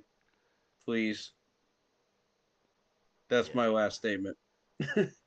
Hit the like button, hit fair that sub enough. button, hit that bell, select all, leave a comment down below if you feel like doing so. And don't forget to check out the Facebook group page. Keep pounding in all caps for in-game post polls, opinions, and reactions to NFL news, such as scheduling for the channel and for the Auto Sports app. Keep pounding Fantasy Football League. If you like the intro you see on your screen on my channel, go check out Lindara Ty on Instagram using her last name first, Ty, T-A-I, dot Lindara, Lindara, for videos, panels, etc. to expand your uh, streaming uh, thing. Ah, uh, your streaming yeah, setup for streaming. yeah, Yeah. streaming setup. Yep. Fair pricing, awesome to work with, and just awesome in general. Lindara Ty on Instagram. Also, be sure to check out Monster Sub and Grub out in Spartanburg, South Carolina. If you want to get yourself a tasty sub on game day to celebrate a Panthers win or to drown out a Panthers loss. Either way, it's a delicious, delicious sub. Indeed. Tell them we sent you. Tell them we love them. And we appreciate their support. Um, Also, Vinny's Pizza in Duluth, Georgia. Get yourself some delicious pizza in Dirty Bird territory. And I guarantee you it is worth every bite. Mm, Go check them out. Real Italian pizza. Best pizza you'll ever put in your mouth. For real. mm. Bold. Yes. And I'm told by the locals there's better pizza than that, apparently. I would love to try it. I'll be the judge of that. Oh, there we go. Shoot. But yeah, shout out to all the people in chat. David Screws, Isaiah Sizik on my end. And all the new likes, subs, follows. We are now at like 660 something now. It's crazy. Oh Shout yeah. out Tom Grossi for the raids, when he has sent people through here. Awesome dude, Pat Cast, for the Packers. Also, check out Ed Oliver for the Washington Commanders. Love that dude too. Um, Outside of our Panthers community Hmm. of YouTubers, they're both content creators. Go check them out. Go give them a sub. Inside of our community, we got on 2020, we got Pat Coltrane, we got um, PNP, we got Black Cat Panther Podcast, C3. C3 people are amazing. I met them. Um, Right on. Especially Cody and Tony. Love those two, man. And Panthers Pickle. Um, Go give all of these people a sub. Carolina Blitty and Blue podcast under our umbrella, and my man Blitz over here. Indeed. Look for gaming content. Look for wrestling content from him. Oh yeah. I do gaming content as well, and music content. And shout out my boy Kenny. He does Patriots related content on TikTok as well. Go check him out. Um, let's see. And we do prayer requests and good vibe requests. So anybody that wants a prayer request, especially around Christmas time, we love doing that when we're not covering Panthers games live reactions. Uh, please do request it, and we'll stop content and we'll help you. Here we go. Oh, yes. Um, the game is at 1 p.m., correct? Yes. Yes, 1 p.m. Yes. So catch us there at 1 p.m. on my channel. I don't know about Blitz, whether he's able to cover it or not, but Um, I'll be definitely doing post game as yeah, well. I'll be on my way home from church and settling in, but we'll definitely chime in. Sweet, sweet, sweet. Excited to have that. Um, I guess that will do it. Thank you guys for the support. Stay happy, healthy, and well. Indeed. And thank y'all so much for coming out and chatting with us, for supporting both channels. And like I said, week 17, see how this goes Sunday, the last home game of the season for Carolina Panthers. See if they can give the fans another sweet Caroline at the end of the game at home. Let's go get it. Hope every Yeah, hope I'm everybody. definitely going to be promoting all the videos and whatnot, in the post game next week. Oh, good, good, good. Yes, Yeah, yeah. absolutely. We need to do that for this Bucks game. And those that'll be going to the game, last home game of the season, let's make it count. Cheer your hearts out. Hey, And pull up to the game, man. Pull up. yeah, Bring your rally towels. yeah. Be loud. Those seabirds are gonna be dangerous, but y'all Make it feel can, like a playoff game again. yeah, You yeah. already know. So make it difficult for those seabirds. Mm-hmm. But anyway, thank y'all so much for joining tonight. I hope everybody has a blessed weekend. Everybody enjoys the rest of their weekend as we're getting closer to closing out the year 2025. Thank you for all the Hope you guys support. had a great Christmas. Yes, absolutely. And for those that are still traveling, continue to be safe. Hope everybody gets to their destination safely. Those that are coming back, that you come back home safely. But yeah, we love y'all. Thank y'all so much. For myself, Blitzball Mm-hmm. champ Jason Ingram, and Keep pounding. we will see y'all Sunday and also the next video and our live stream. Thank y'all so much. Good night, everybody.